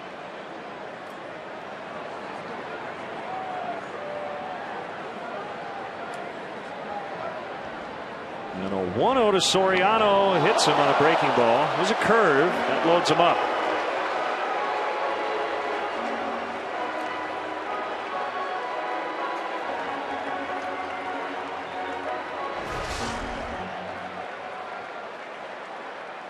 And no intent there on Dylan G's part whatsoever. Josh Tolley had set up way on the outside corner. You see him reaching all the way back across the plate as that curveball just never took the break.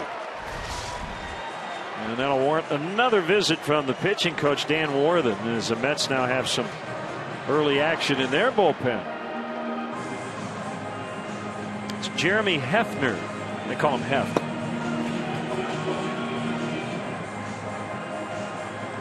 Well, we got a moment, Len. We've got a couple of really good this day in baseball history. Back in 1960, young third baseman making his major league debut helped the Cubs sweep a doubleheader from first place Pittsburgh. The rookie third baseman goes 3 for 7, drove in 5 runs during the doubleheader at Forbes Field. Of course, we're talking about our buddy Ron Santos. Yeah, got a nice tweet from Micah Pierce, Cubs fan, who also noted that. We got another tweet from a big Cub fan named Anthony Rizzo.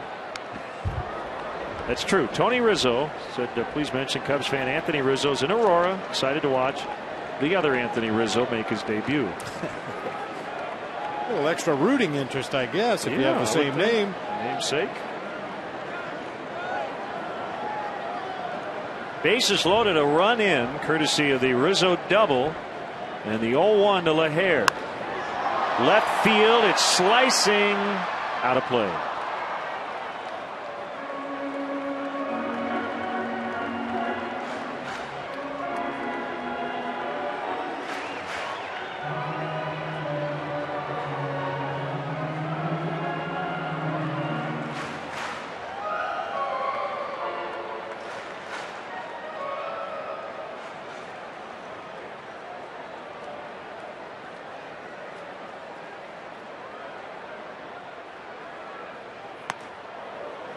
Fastball in. 1-2.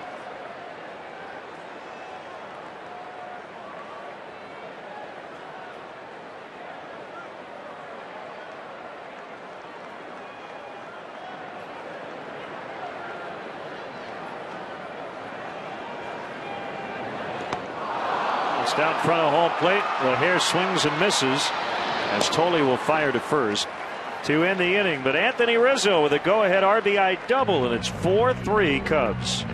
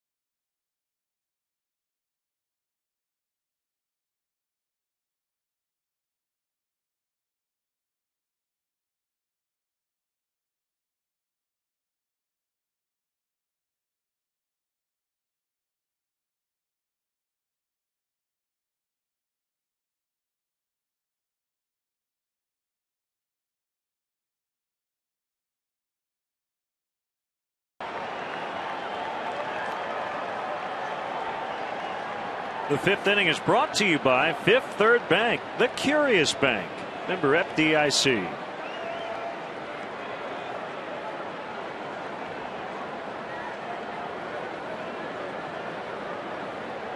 Anthony Rizzo knocking in the go-ahead run.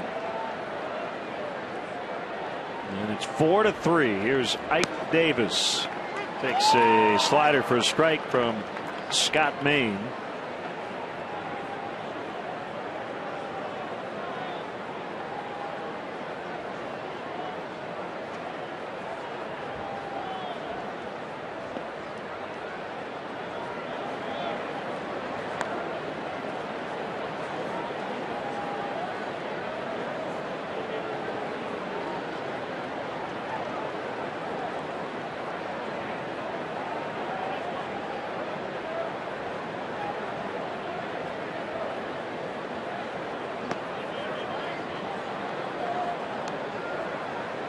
Two and one.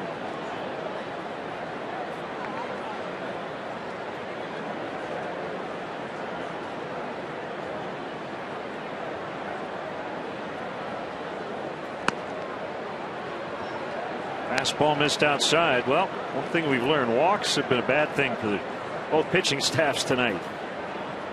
Cubs used 2 walks to score 3 runs in the third.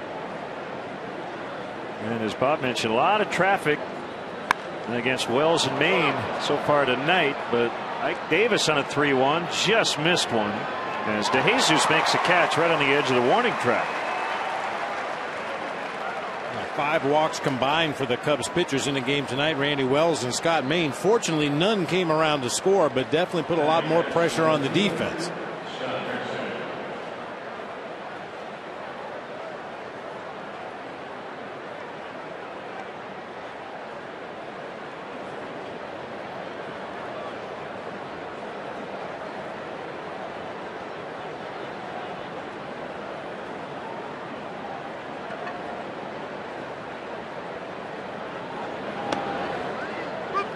Mentioned Scott Hairston a lot more dangerous against lefties than righties. National League best 7 homers versus left-handers.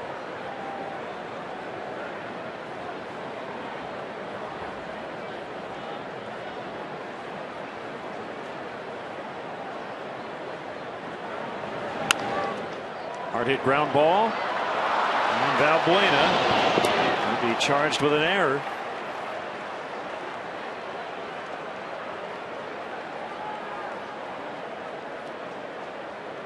He had it, then he didn't, and then he didn't again.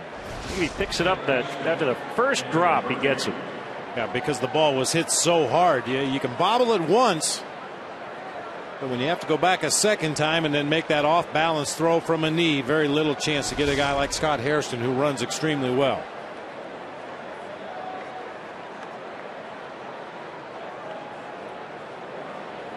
Murphy 1 for 2 with a run. Ball 1. Well, that's when it's really hard to slow the game down. We talk about that all the time. It seems like the good defenders, the good hitters really can slow the game down. But when you bobble a hard hit ball at third base, it's almost impossible to slow yourself down. You end up missing as you reach for that ball on the ground. Soft liner caught by Barney. Pretty close at first as Hairston took his time getting back.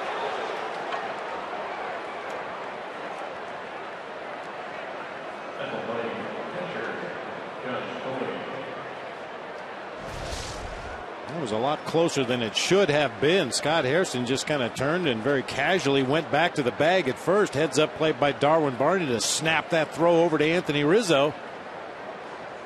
Planted that right foot, got rid of the ball quickly.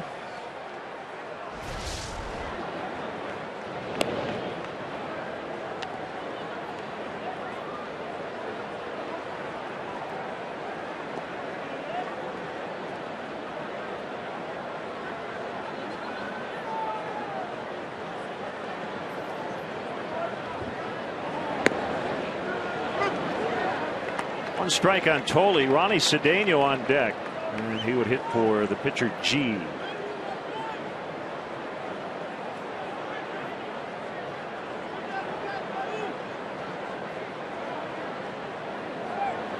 Runner goes. Clevenger will not make a throw. Tough one to throw on. That ball was way outside as Hairston picks up the steal. That's probably a wise thing. Steve Clevenger hung on to that ball. Anytime you have to reach that far to your left to catch the pitch, it's going to be extremely tough to get your upper body into a good throwing position. That's when you compound the stolen base by making an E2, throwing that ball out into center field. Soriano in left to end the inning, so we'll see if Dylan G will stay in the game.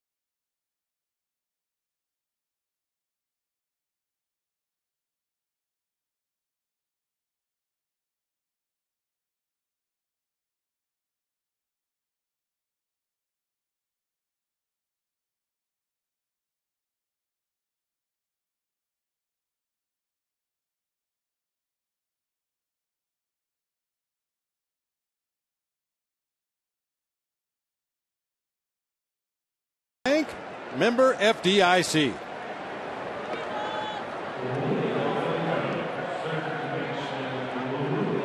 Dylan G. It's one more inning here. This spot would have come up and it would have been a pinch hitter had Tolley reached in the top of this 5th inning. It will not be a quality start for him. He had 7 in a row coming in.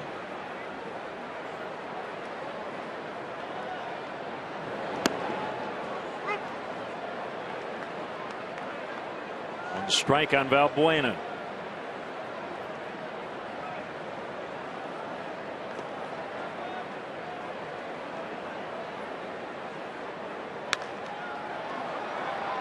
Slicing foul.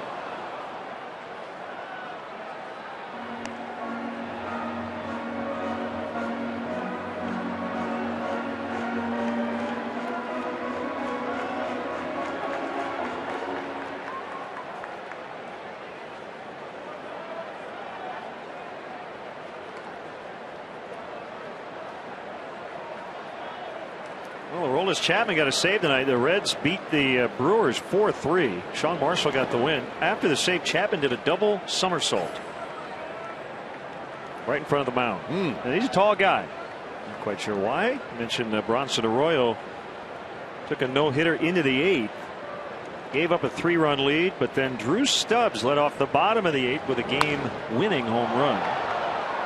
High to center. Neuenhuis still backpedaling. And it's time now for the Chevy Youth Baseball League of the Game. Tonight we want to recognize Harvard Chevrolet for its support of the Burbank America Little League. Harvard Chevrolet and your Chicagoland and Northwest Indiana Chevy dealers support leagues and young ball players in their communities through the Chevy Youth Baseball program. From the big leagues to the youth leagues, Chevy is truly the official vehicle of baseball. Low and outside to Darwin Barney.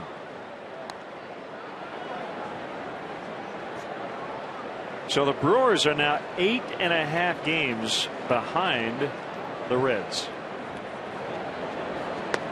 4th place in the Central.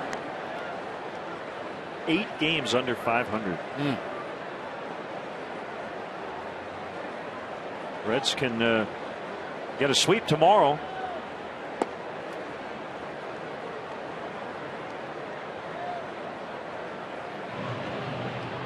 Other lefty, James Russell. Going to see just about the entire Cubs pen tonight.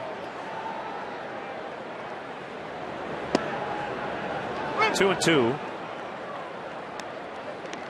Ramon Ramirez is up for the Mets. 25 behind him is Ricky Bonas, their bullpen coach. Called strike 3 on a high breaking ball.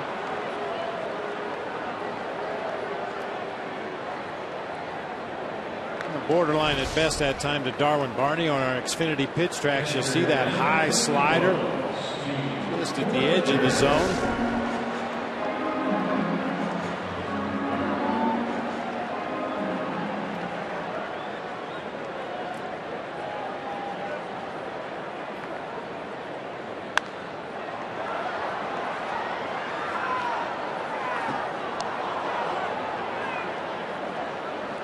Yankees won again, 6-4 over the Indians.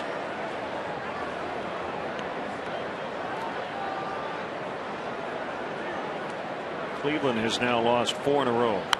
Started tonight a half game back of the White Sox. Yankees began the night with a 3-game lead in the East. They've won 4 straight.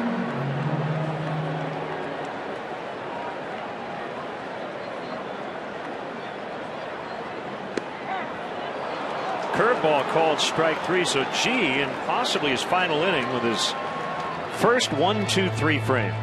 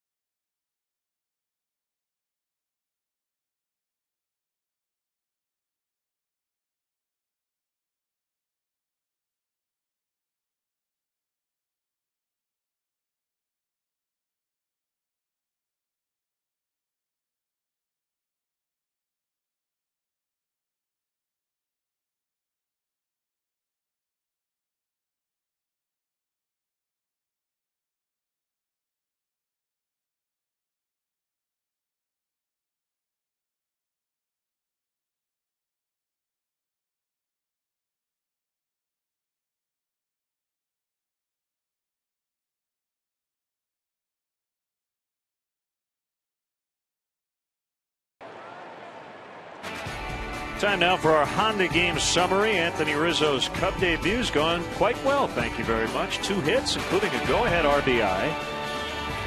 And the Mets have gotten a couple of knocked in from the bottom of their order. The catcher and the starting pitcher.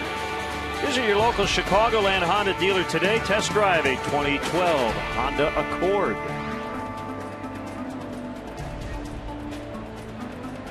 James Russell in after Scott Maine did a nice job. 2 scoreless innings for Maine. And he faces Ronnie Cedeno pinch hitting for Dylan G. 6th inning starts with a fastball strike on the outside corner. Russell got the final 3 outs last night. Did give up a home run to Ike Davis. And Cedeno pops it up. It's going to get out of play.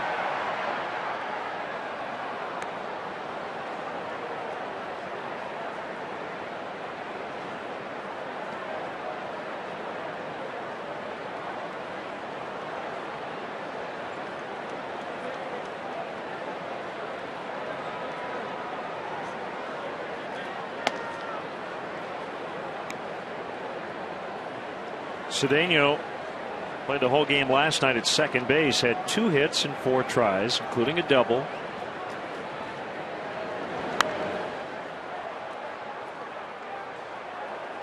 We've seen these types of at bats a lot. When Ronnie gets down 1 and 2 like this, he gets into swing mode. Yeah, swings at everything and manages to get a piece of most. Foul him off.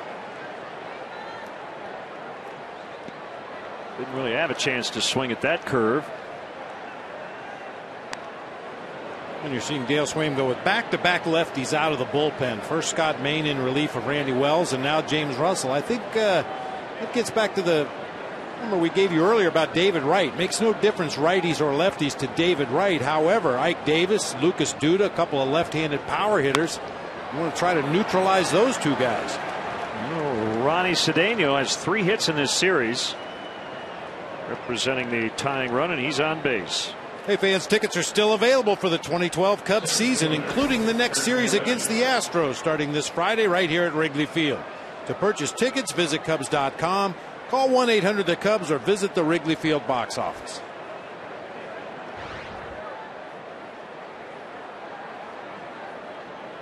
Well, Jeff Samardzija got a haircut today, so I would imagine James Russell's not far behind. Jeff said it's his 1 summer cut.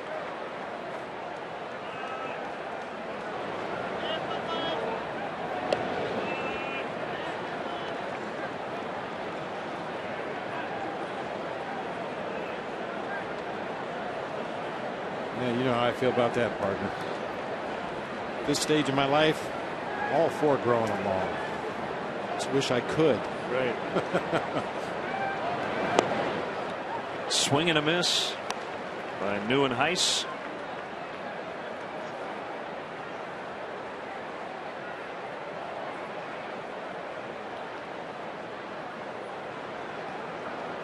Kirk Nieuwenhuis, N-I-E-U-W-E-N-H-U-I-S. You like vowels and soft consonants, he's your man.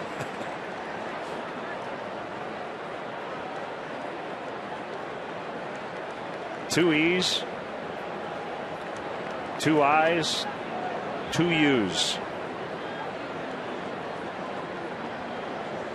And with a strategically placed W, which messes me up. Swing and a miss. Strike 3. I wouldn't even try to do that one backwards.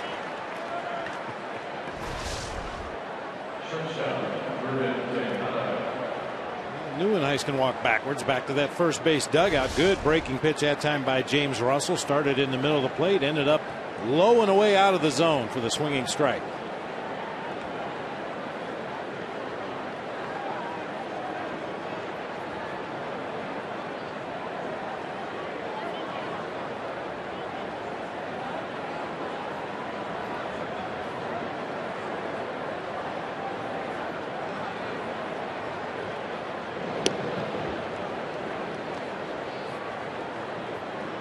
Former Cub Tom Goodwin, the first base coach.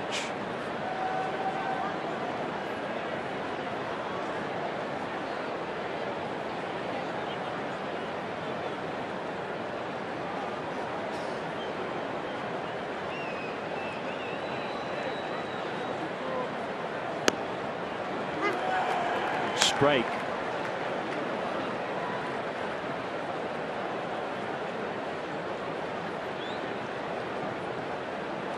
For the NL Central champion Cubs in 2003 would finish his playing career the following season. 369 career steals. Tom Goodwin.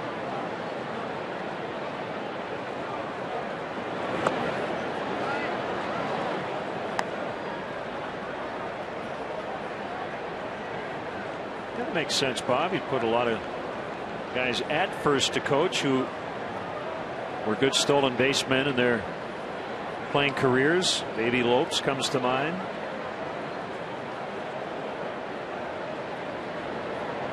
Alfredo Griffin, longtime first base coach of the Angels, another guy you think about. Eric Young, Arizona. Dave Collins for a long time was a first base coach. Not that those guys can't be third base coaches, but you know, you miss a little bit of the that base running instruction. And if you're a premier base stealer, you know what to look for. You know the trigger points for a right-handed pitcher, for a left-handed pitcher, things to watch for when they're coming over to first base as opposed to delivering a pitch to home plate. Hit well to deep left. Soriano back on it. Makes a catch as he bangs into the wall. Cedeno back to first.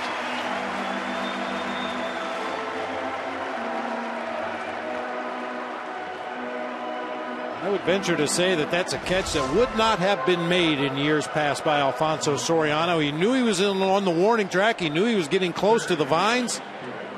But unlike years past, he just continued on, made the catch, protected himself against the wall with both arms, got the ball back in quickly. Nicely done. He has been very upfront since he's started playing the outfield. He does not like going back to the wall, but he and Dave McKay have really meshed well.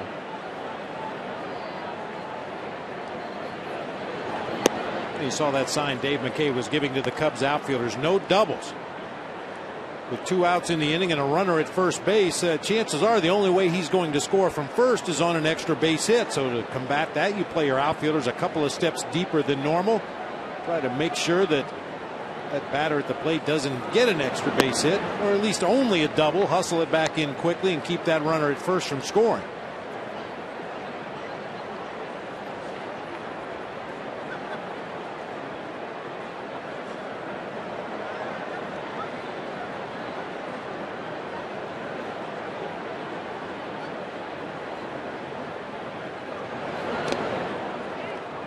Three and 0 on Wright.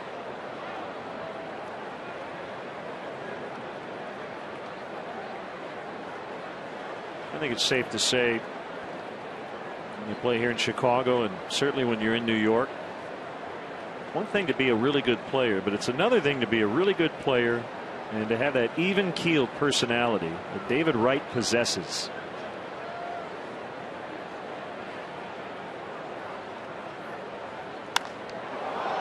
Deep to center, and DeJesus will make the catch. So Wright swinging away on 3 and 0.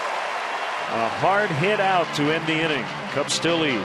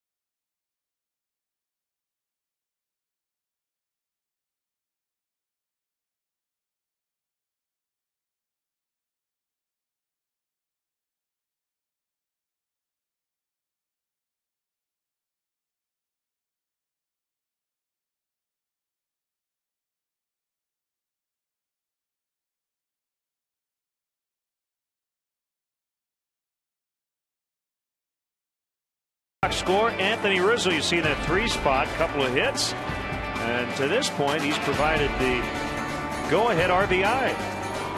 For a limited time, get exceptional lease deals on a new 2012 BMW 3 Series. Visit chicagolandbmw.com for more information. James Russell will get an at bat.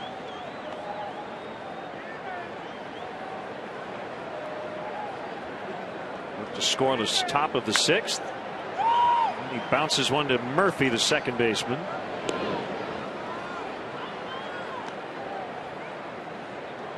Russell now 1 for 13 in his career.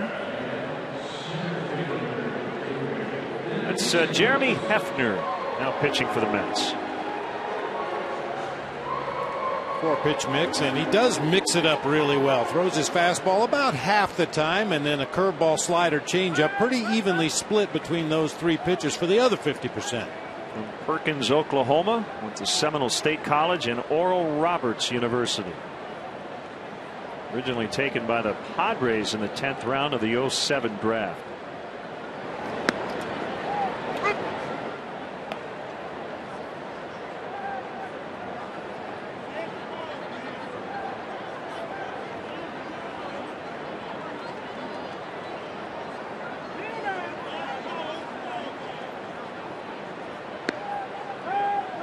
Big curveball for a strike. There's nothing in his bio that says that he would be related to Hugh Hefner, so I'm assuming he's not. But I bet you every teammate he's ever had asks him. Yeah, can you get me into the mansion? Right.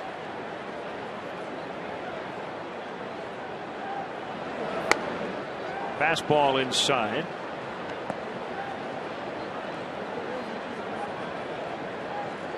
Padres minor league pitcher of the year in 2008.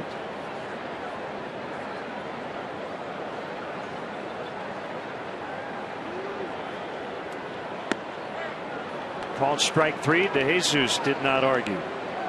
Fans visit the official online shop of the Chicago Cubs at Cubs.com. Browse the largest online selection of authentic team gear, including official caps, t-shirts, jerseys, collectibles, and more. Get your team gear straight from the source. Shop the Cubs.com shop. Well, a lot of people are going to be at the Cubs.com shop looking for their Anthony Rizzo jerseys.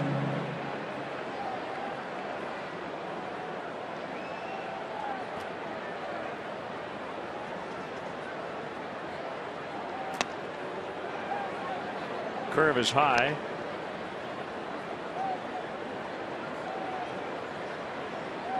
Story out of Rockies camp today. Pitching coach Bob Apodaca has asked to be reassigned, so he will do some special assignment work. They are dead last in ERA. Apparently Apodaca asked Jim Tracy if he could be reassigned. So bullpen coach Jim Wright and Bo McLaughlin, the AAA pitching coach, will be co-pitching coaches for the rest of 2012. Big fan of Bob Apodaca's. Been doing it for a long time. But as Jim Tracy was quoted, he's tired, fellas. He's tired.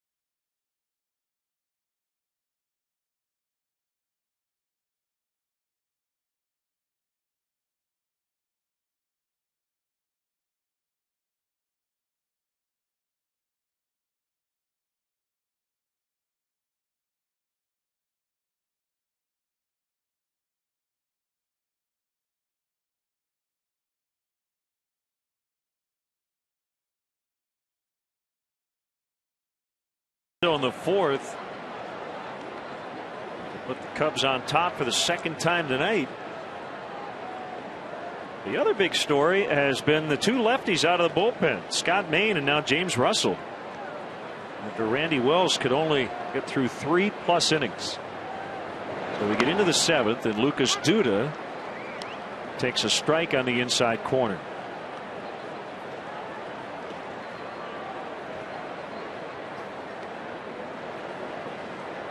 Duda went to USC. And Soriano reaches up and makes the catch.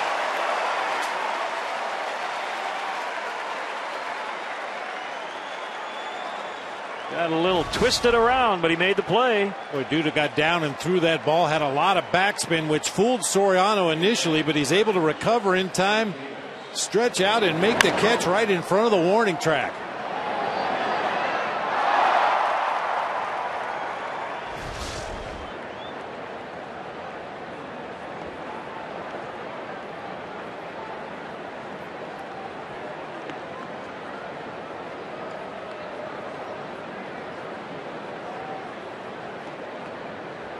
Ike Davis swings and misses. Dale Swain talking about Brian LaHare now being in right. He's got two corner outfielders who don't have a ton of range, who he has to think about late in games like this. When do I pull the trigger? When do I go defense over offense as Russell throws out Ike Davis? And Bobby said, and I know you can relate, going back to your managerial days, in a one-run game it's a lot trickier. You want to get one more at bat out of a guy, but you also want to improve your defense. Well, those two guys have made all the plays tonight, as Dale is going to ask for Sean Camp to get the final out of this seventh inning. 4-3 Cubs.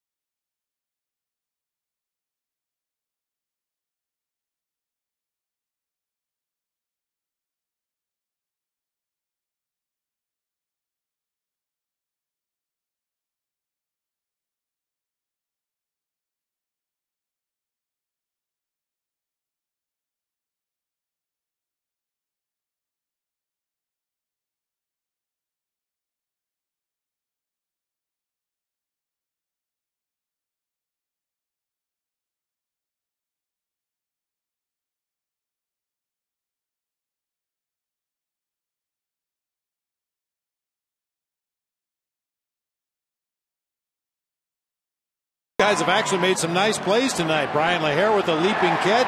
Soriano back into the vines to take away extra bases, and then another leaping catch at the warning track. How are you going to take them out for defense? Well, they're paid to hit, but they've also got to make some plays, which they have. And Scott Main and James Russell picking up tonight's starter, Randy Wells. So here's Sean Camp facing Scott Hairston with 2 outs, nobody on. Cubs nursing a 4-3 lead.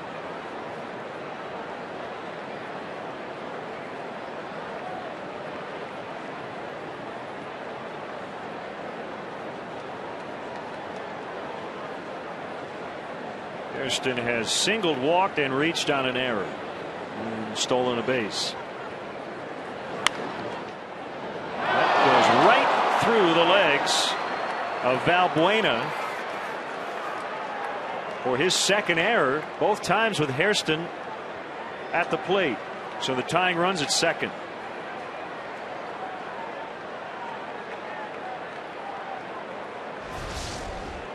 A rough night down there for Luis Valbuena. It just comes up with the glove. Let that ball get right through that 5-hole into left field.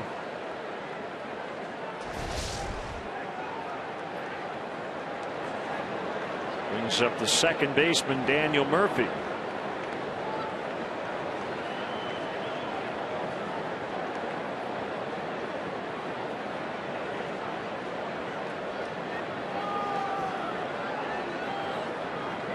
The wind has quieted down. The flag's not moving at all atop the center field scoreboard. That will sometimes happen here as we get past 9 o'clock in the evening.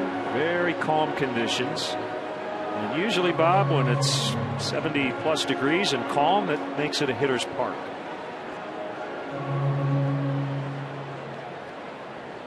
You get the feeling that it's going to be very much a hitter's park in that Houston series coming up.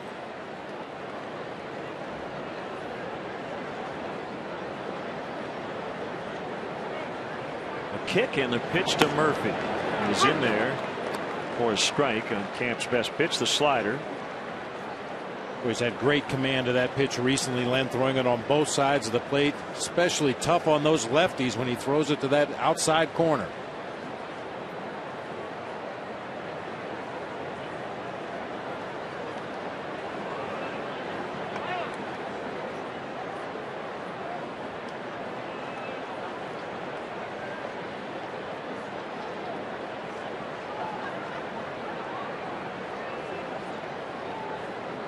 Throws his slider almost as often as his fastball.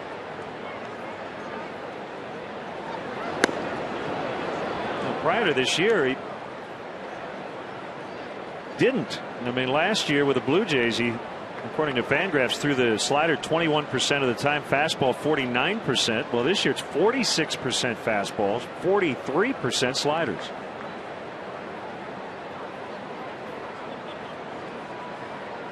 And a lot fewer changeups. Another slider. 1 and 2. Both strikes on that breaking ball near the outer part of the plate. And look on our Xfinity pitch tracks, the location of those two sliders. The first one at the top of the outside corner, that one at the knees on the outside corner.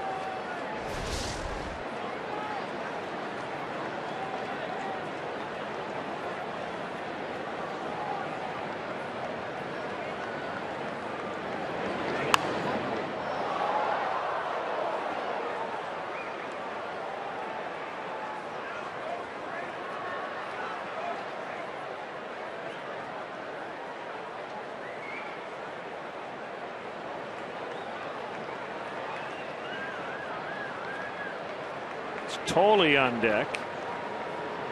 A couple of hits tonight.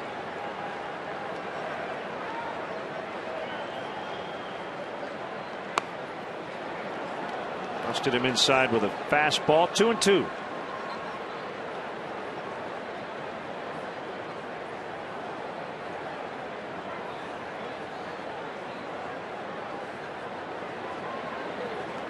Well, in years past, definitely be thinking about a changeup in this spot against a lefty, but again, it's been more sliders and changeups this year for Camp, even against the lefties.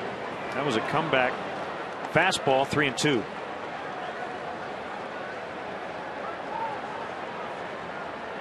Even though, Bob, that seems to be the pitch that makes sense, righty against lefty, you don't want to throw your third best pitch in this big spot. I got to believe he's going to go back to that slider on the outside corner.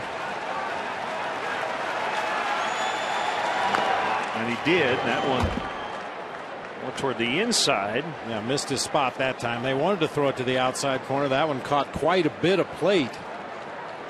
And all Murphy could do was pull it foul down that first baseline. You see where Clevenger sets up on that outside corner. The pitch goes to the inside corner. Fortunately, no damage done.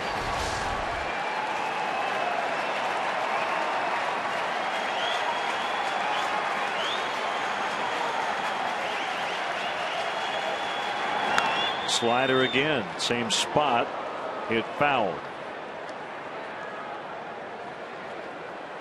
It seems like he'd be set up for a sinker away. Sean Kemp has been throwing sliders to the outside corner, sinkers to the inside corner.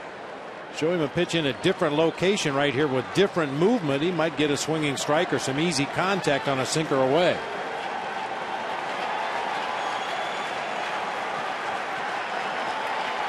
Another 3-2.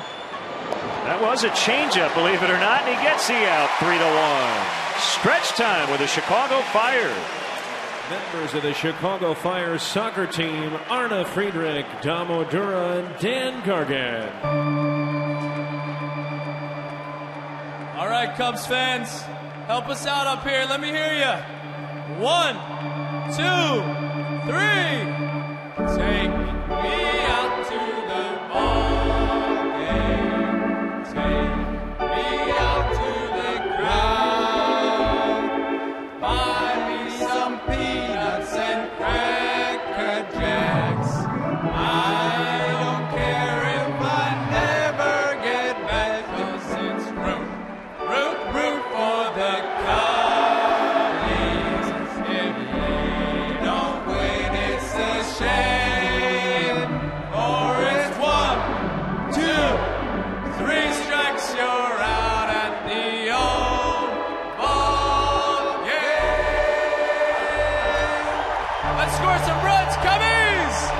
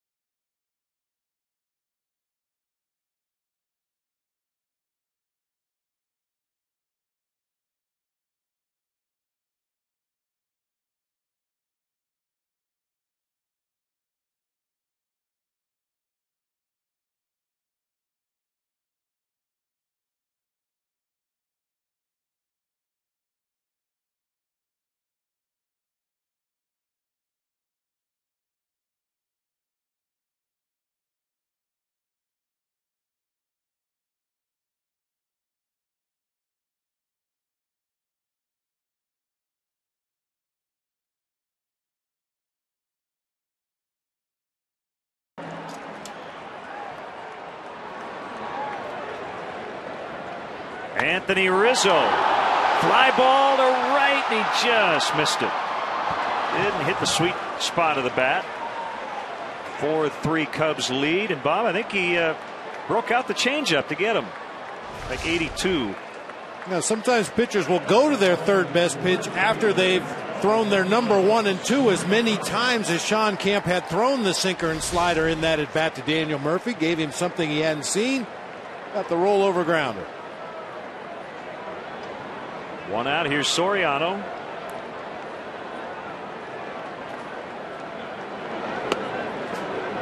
Curve for a strike. Nice job by members of the Chicago Fire at the stretch. I heard a faint harmony in there somewhere. I think they'd call it an accidental harmony, Maybe, but yeah, it was good. I heard 2 different tones. Let's put it that way.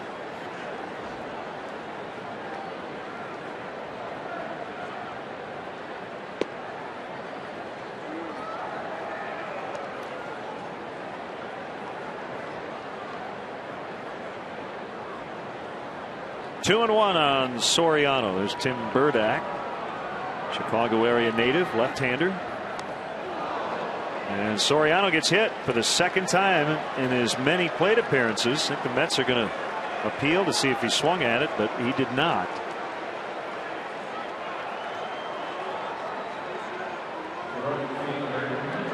The first one was a no-doubter that hit Soriano in a hip. This one he kind of turned into as that ball tailed up and in. It looked like it might have hit the bat, but it caught his right forearm first.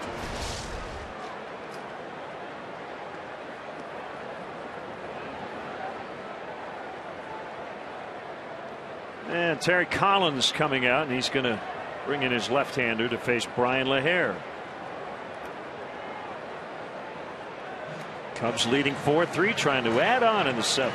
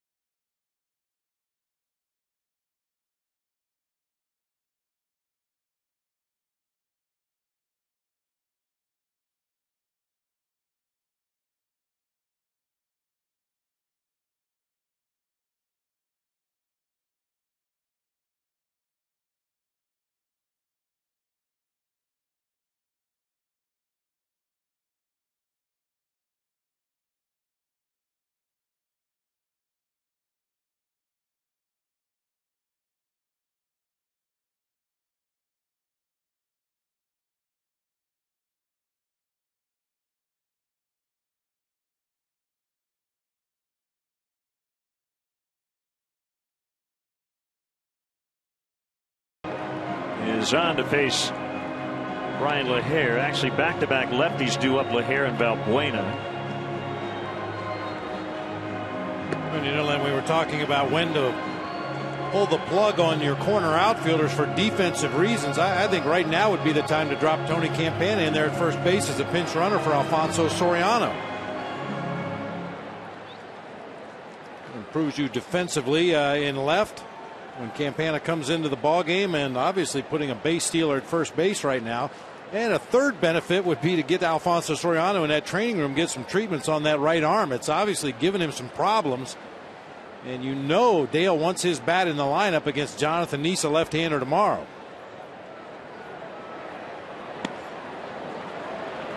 Slider and a swing and a miss.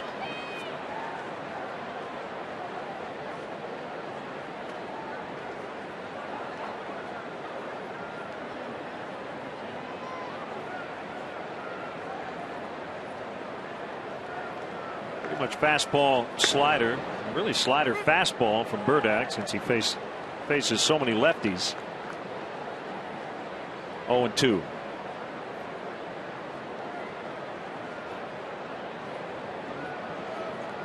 Well, there aren't too many secrets. The left-handed specialists, by and large, are fastball slider guys against the lefties. Bounce to first. They get one. That's it. As the throw by Davis pulled Tejada to the shortstop side of the bag.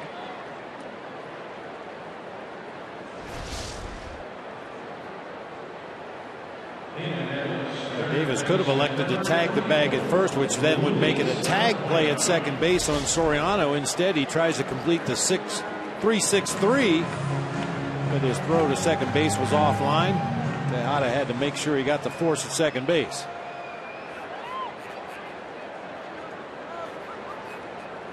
Well, Buena is 2 for 3 with an RBI double, has committed 2 errors on defense.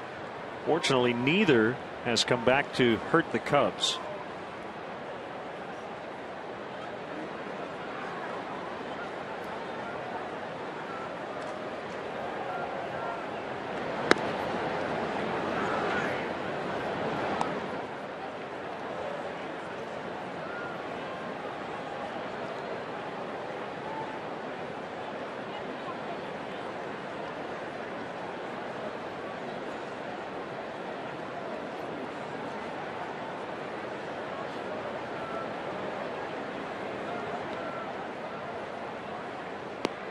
Now Buena couldn't hold up. Throw to first. Out.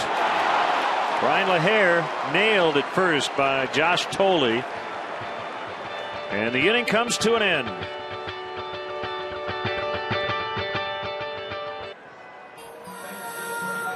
The strength I need to push me.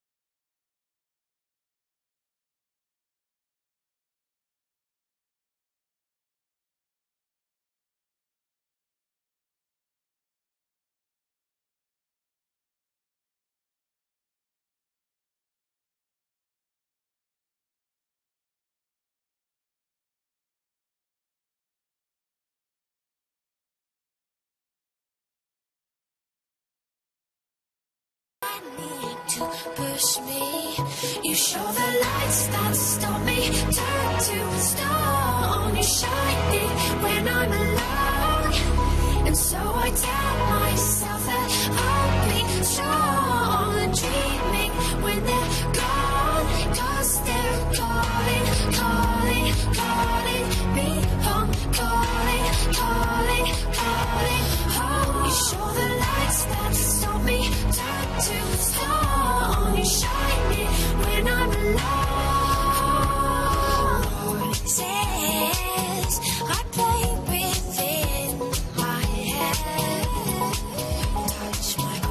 Ellie Goulding with lights. That's our Bud Fan Cam, brought to you by Budweiser. Great times are waiting. Grab some Buds. First pitch strike to Tolley from Sean Camp.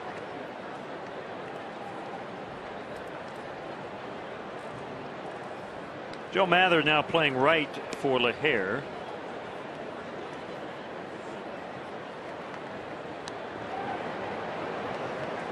Justin Turner will pinch hit for Burdack. He's on deck.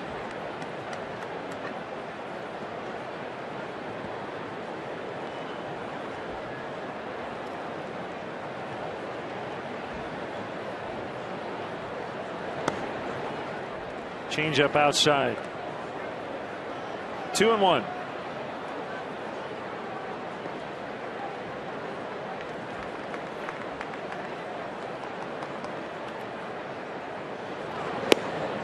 Blowing inside on a slider. 3-1.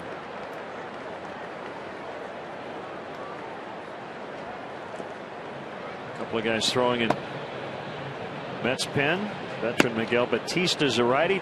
Justin Hampson is a left-hander. Rizzo plays at short hop, no problem. Steps on first. A good read, good reaction that time. Saw the big hop, realized if he stayed back where he was defensively, it was going to be a tough play, so he charges in, smothers that ball on the short hop, and takes it himself.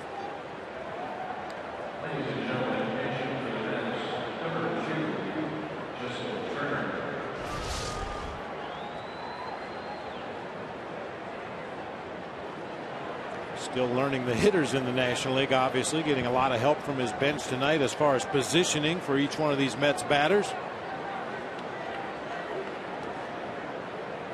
Luis Valbuena right on the line at third. I mean, a step and a dive for him to his right. He tackled Tim Tuffle.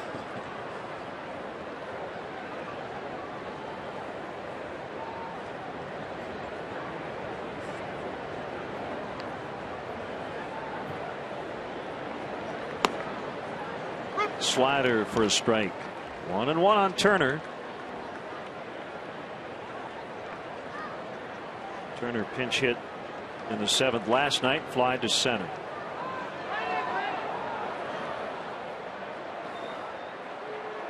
Ball got out of the Mets bullpen, and everybody scattered at home plate.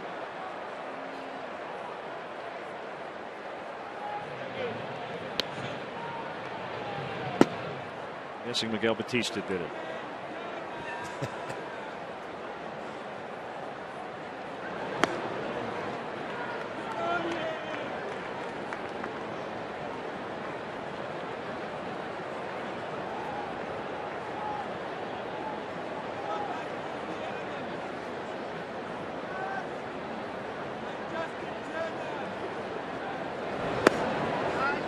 Back-to-back 3-1 counts to start this inning.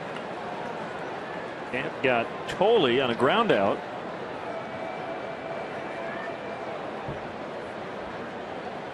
There's Neuenhuis on deck. Right field and a base hit.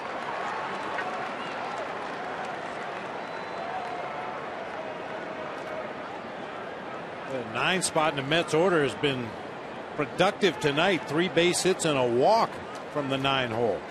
Andres Torres will pinch run.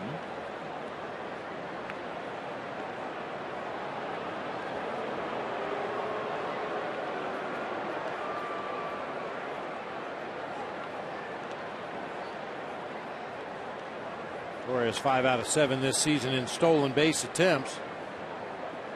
Have to pay him some attention over there. He had one last night.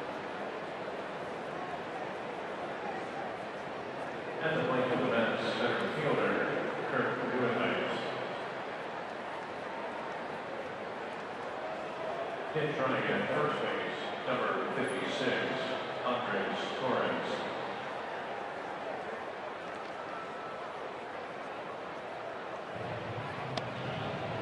Manuel Corpus up in the Cubs bullpen.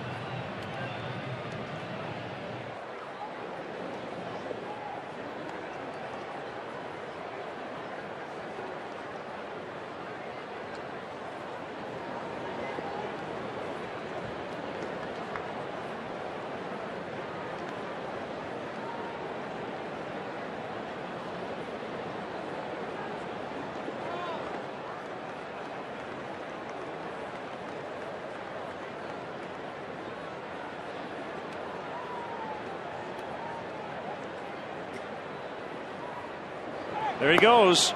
Swing and a miss for a strike. Throw to second. Safe. It was bang, bang. And Dale Swaim quickly out of the dugout, jogging out to have a conversation with Greg Gibson.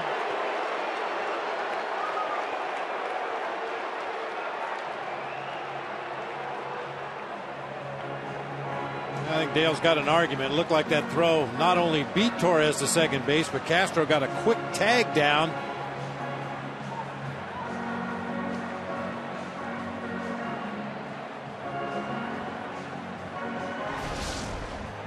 Get another look at it here. Nice job by Steve Clevenger. Good weight transfer. Oh my. Did he tag him? Yeah, I don't know. That's the question. But that's the question we've been asking umpires for years at second base. Do you have to tag him when the throw beats the runner? The tag is down in front of the bag. Does there really have to be contact? Boy, I tell you, it's hard to tell if he actually got his arm before the hand got in.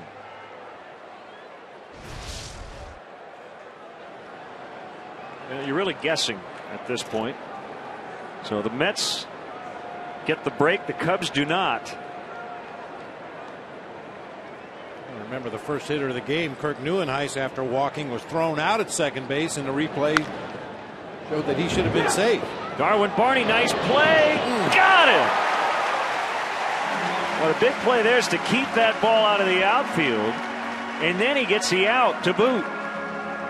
2 down. Yeah, that's your first concern as an infielder with a runner at second base in a one-run game. Make sure that ball does not get through. Barney was able to get to it with the backhand, the off-balance fadeaway throw on a hop to Rizzo for the out at first. Good play.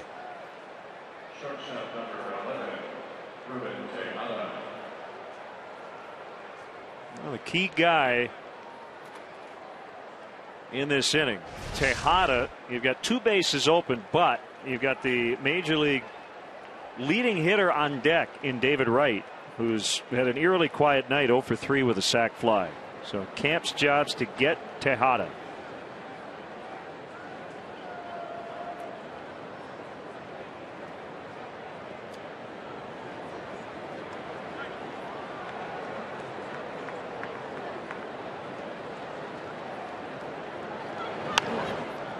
Cue shot to Rizzo to end the inning. They strand the tying run at third. Cubs still lead 4-3.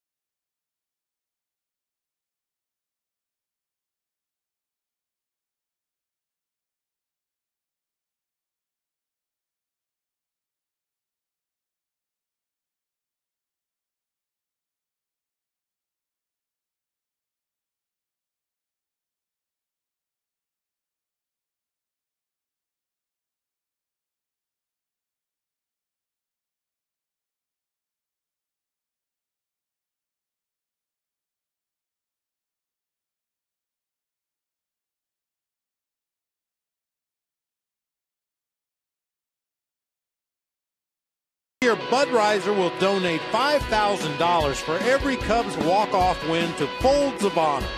Find us at Facebook.com/Budweiser to see how you can help support our nation's soldiers and veterans. They were looking at Cubs all-time walk-off home run leaders. Sammy Sosa at the top of the list. Monsanto second with 6, and then 4 guys tied with 5 walk-off home runs in their career.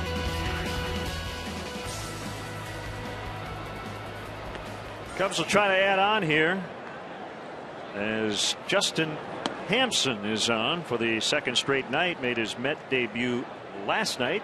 Scoreless inning. Torres remains in. Plays center field.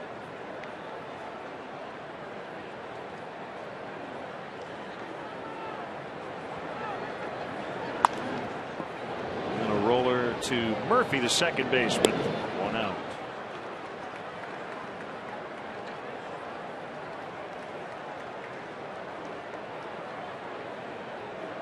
Second baseman, number 15, 34,064 tonight. Been a nice atmosphere.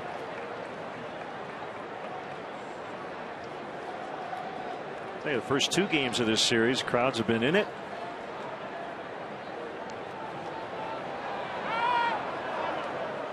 And now ball out of the Cubs bullpen as Carlos Marmol gets ready for the ninth. It's a great credit, Bob, to all the Cub fans who come to Wrigley Field. I was talking with the Mets broadcasters about the atmosphere last night, and we were agreeing that if you dropped a fan into the ballpark last night, or tonight for that matter, and you said nothing about the Cubs record, you would have walked out of here last night and gone, how many games up are they in first?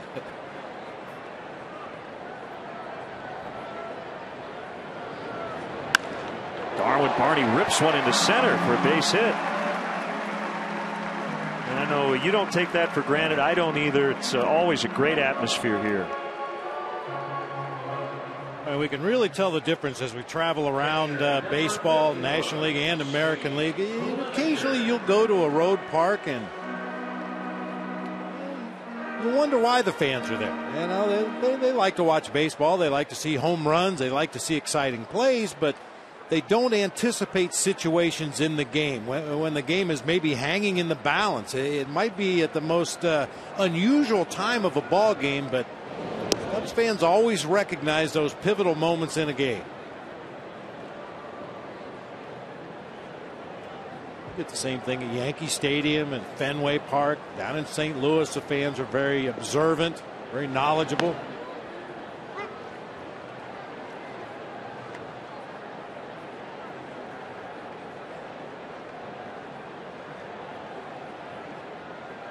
Nobody on the Jumbotron imploring them to cheer. Yeah, make noise. They know. The best one ever, and you know, the NHL. Who were they to know? But the Winter Classic a few winters ago, they had a couple of in-stadium announcers before the first face-off, and they were telling the crowd, okay, NBC's going to start its broadcast. This is when you cheer. And the fans here all went, no, it's okay. We know. Yeah. We know when to cheer. We'll let you know when it's time to cheer.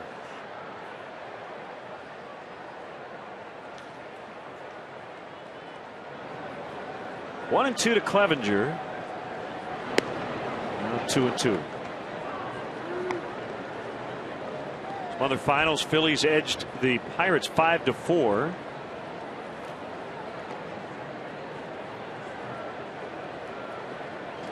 Phillies are out of last place. Miami lost again.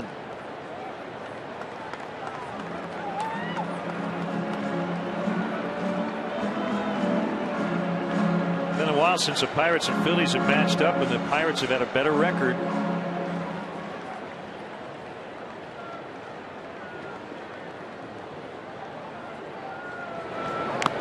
Runner goes and a foul at the plate. Phillies have won the first 2 of that 4-game set.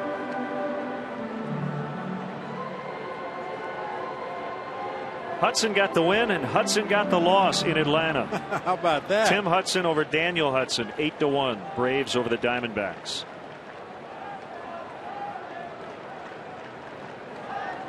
Ready Freeman and Chipper Jones with 3 hits right off the backside of Hampson, and everybody's safe. It's a hit.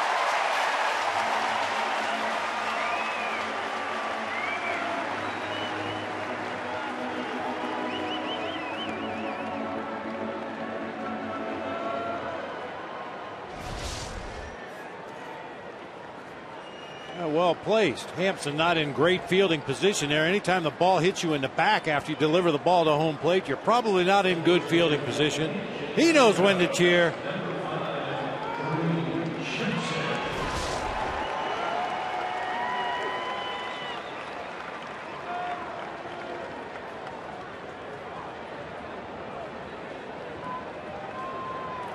Terry Collins will bring on veteran right-hander and former Cub Miguel Batista.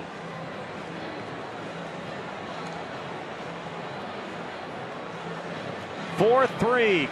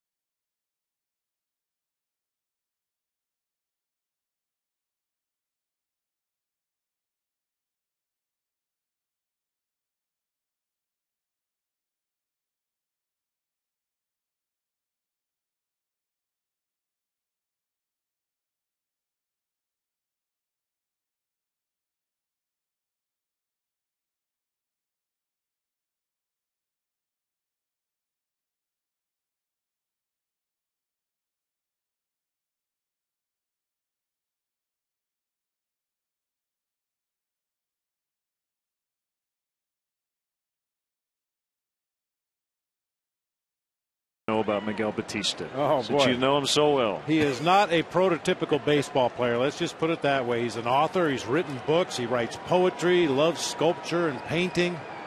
Very much a Renaissance man that has a rubber arm. Good 2-seam fastball, a cut fastball. He's got a curve, a slider, changeup. But he occasionally has trouble finding that strike zone. He has been pitching in the big leagues since 1992. Actually, won a few years in between appearances in the big leagues.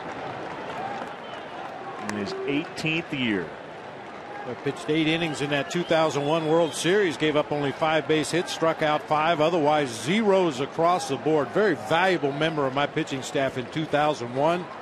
He started, he relieved, he closed at times. And never, ever refused the ball for any reason.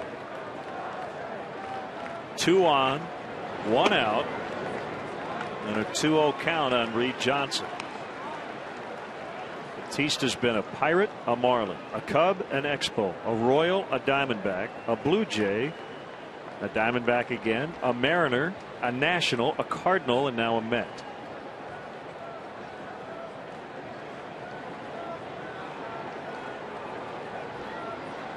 "41 years old.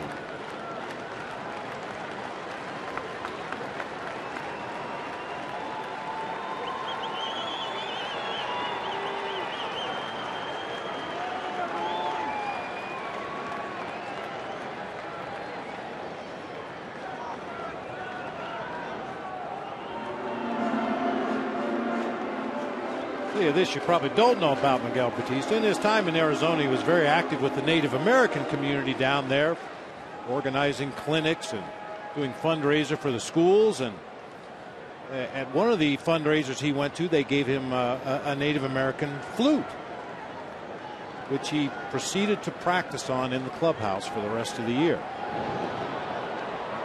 Pickoff attempt actually hit Darwin Barney. Well, you'd walk by the laundry room and hear what sounded like Ian Anderson from Jethro Tull in the laundry room. The next day he'd be back in the trainer's room, down in the batting cages. He was bound determined he was going to master that instrument.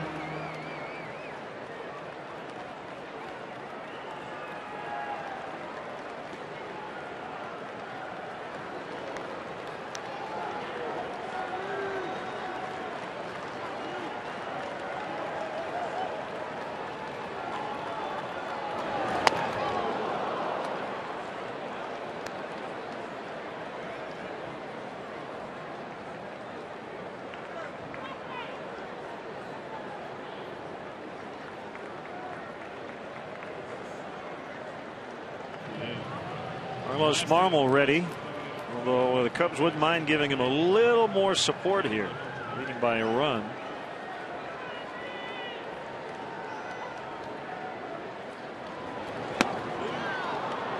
First, safe. How did he get his hand in? Oh, Ike Davis. He might have made contact with Manny Gonzalez. Looked like he went for the tag. Clevenger pulled his hand back and then got it in on the second attempt.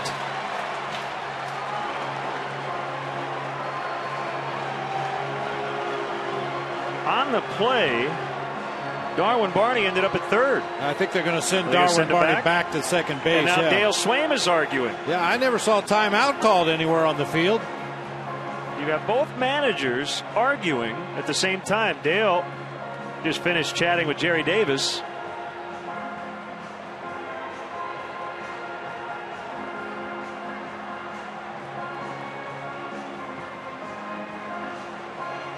I don't think Terry Collins is going to stop until he gets tossed. I think you're absolutely right. Well, Jerry Davis, the crew chief, is going to step in and try to calm down the Mets skipper, get him off the field.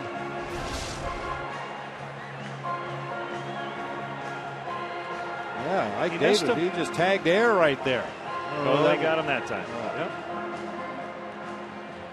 Yep.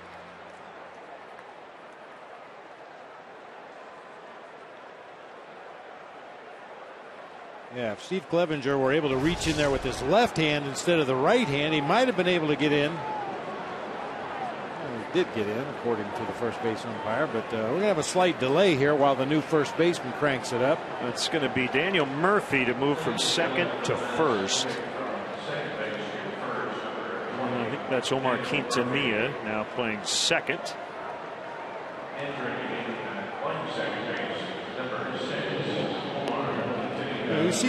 We've seen that particular slide with good base stealers where they go in head first.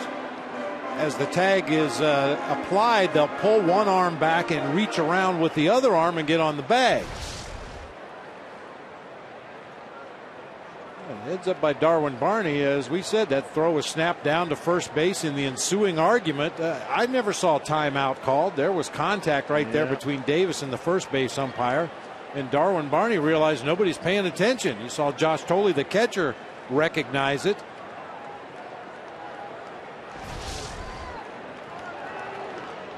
Not sure why he was sent back to second base. That seems odd.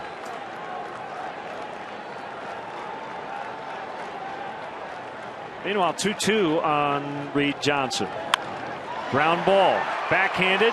Tejada from his knee throws it away. Barney will score. 5-3.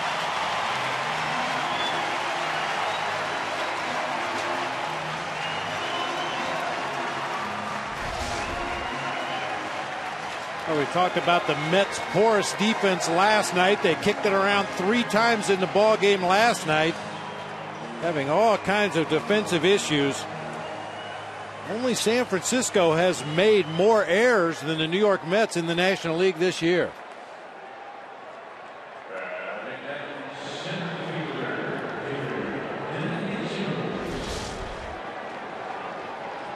Reed Johnson gets a single and an E6, allowing the other runners to advance.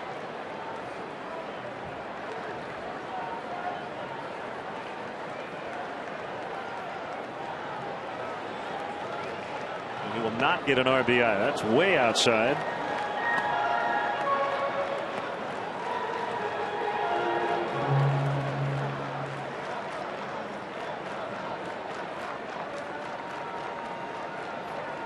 Big insurance run.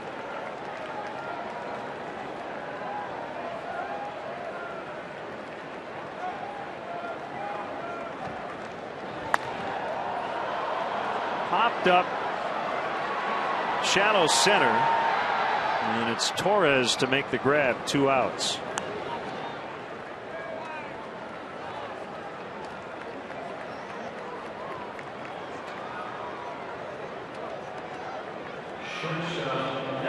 I'll tell you, Ike Davis, I mean, barely touched the first base umpire Manny Gonzalez, but the MLB doesn't like that. It certainly will be reviewed. Could be possible cause for a suspension.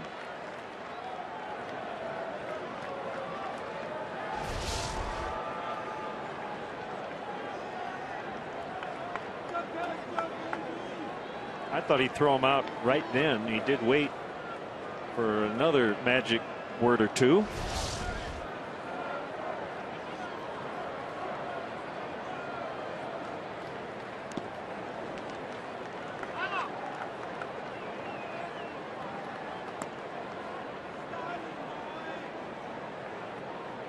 If the Cubs learn nothing else tonight, in the future they're going to have to be a little more aware on the bases when Josh Tolley's behind the plate. He likes to throw behind the runners, especially on pitches in the dirt.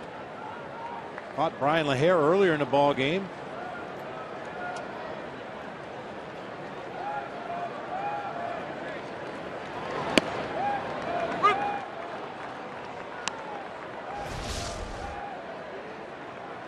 Regardless of intent, when you get into an argument with an umpire, he was saying, "You're touching me," and tosses him.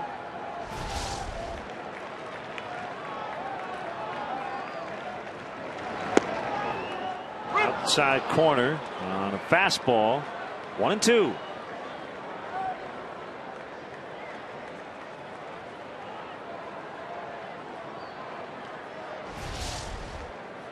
Cutter right on that outside corner. 92 miles per hour. Batista still has a live arm.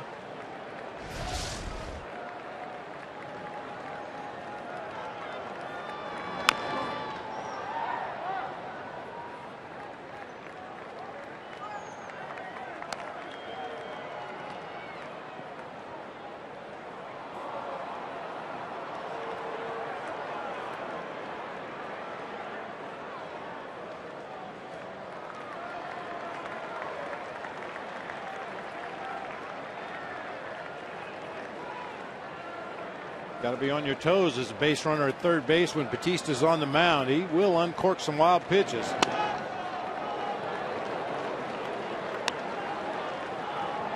He has 1 on the season, but we've seen Josh Tolley bouncing around back there behind the plate in this inning.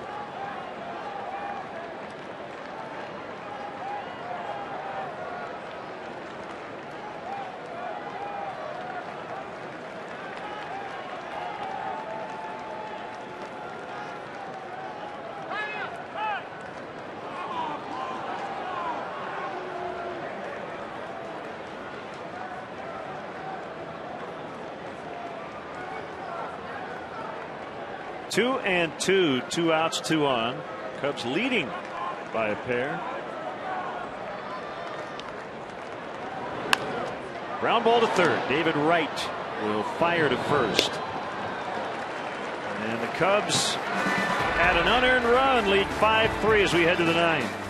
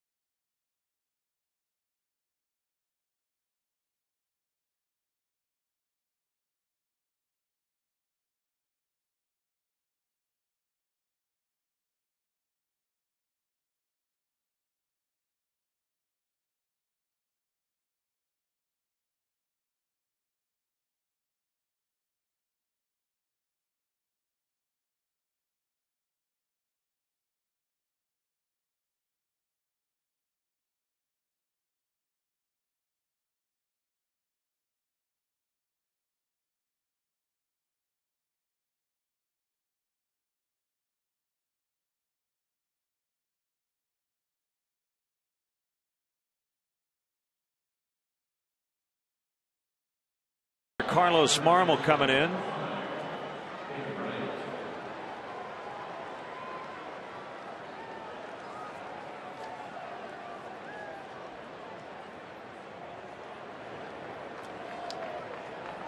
Trying to get his 100th career save.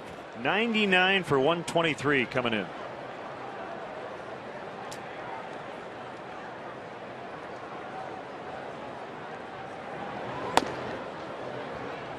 Fastball misses.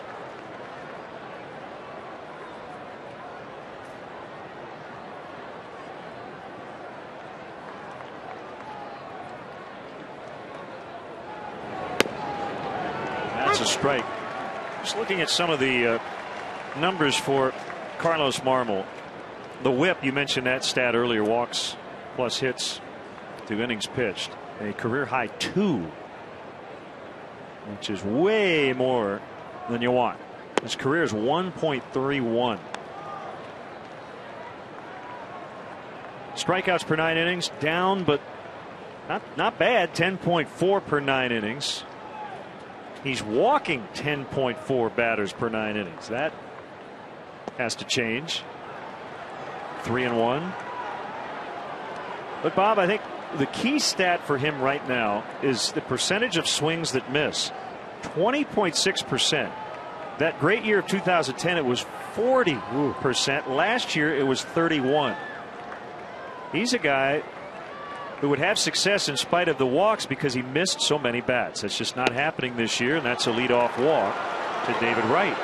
And certainly some of that, Len, is just due to familiarity. The more you see a closer, especially a guy like Marmol who relies so heavily on his slider, opposing teams are going to recognize that pitch a little bit quicker. They're going to realize that he's not throwing it for strikes, and they're going to start taking that pitch.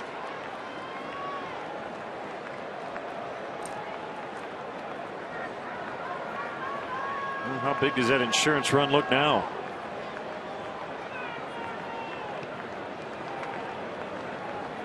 Duda, ball 1.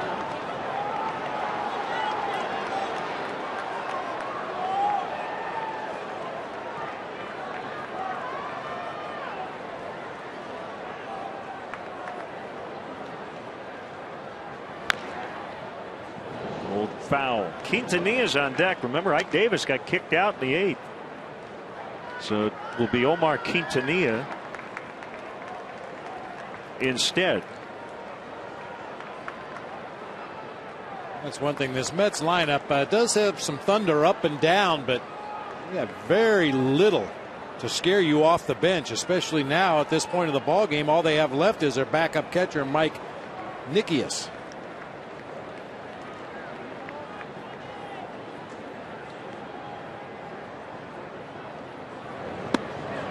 Slider strike. 1-2.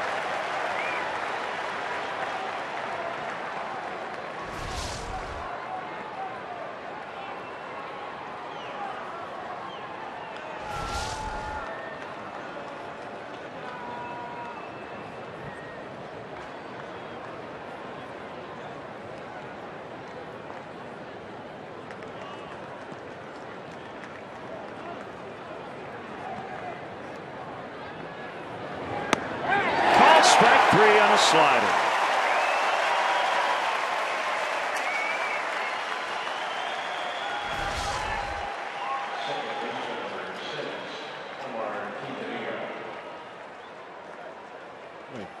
Steve Clevenger did a nice job receiving the slider before to get the called strike, and then Marmol comes back with one in the zone for strike 3.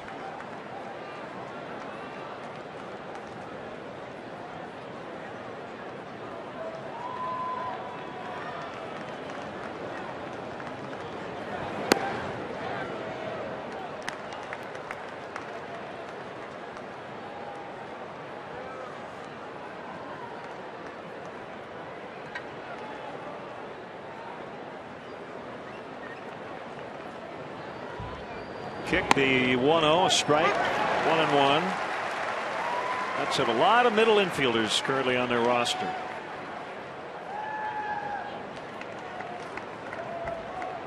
Murphy, Tejada, Quintanilla, Cedeno, Turner.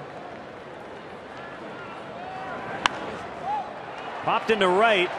Mather went out, now comes in, and he's got it. 2 away.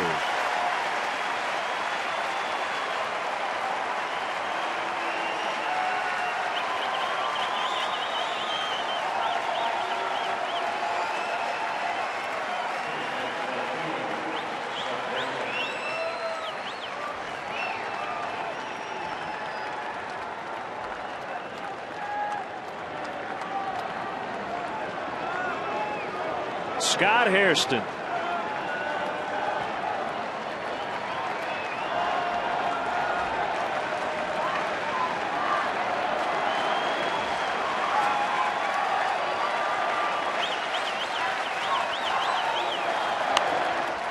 Popped up behind the plate, Clevenger, and no play.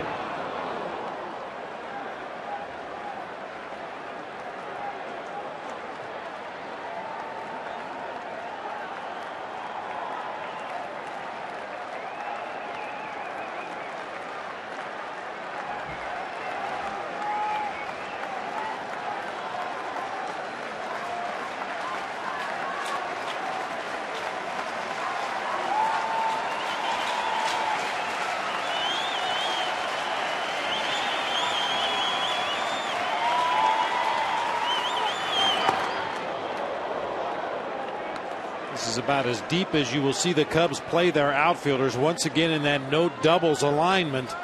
Not really too concerned with the runner at first base. They just want to make sure Scott Hairston, the batter at the plate, doesn't reach scoring position.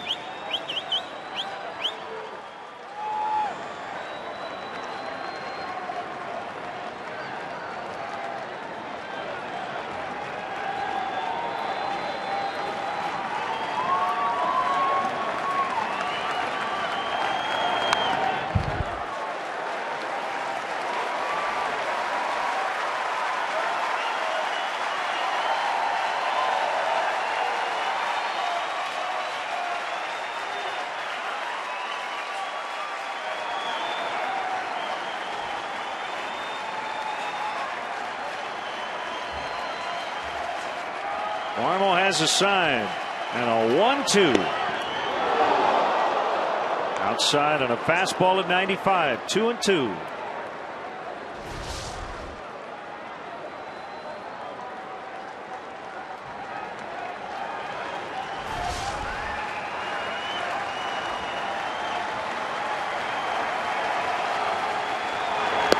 Swing and a miss. Cubs win. Cubs win 5-3, and the guy with the game-winning RBI, Anthony Rizzo, in his Cubs debut.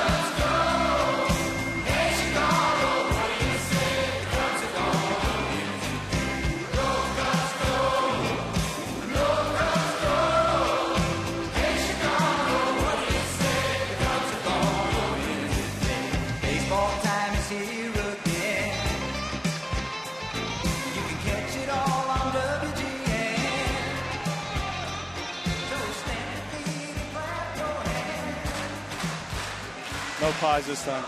Anthony Rizzo with us down on the field, and Anthony, a great debut here with the Cubs. We'll talk baseball in a second, but what are your thoughts on Wrigley Field, your first time here?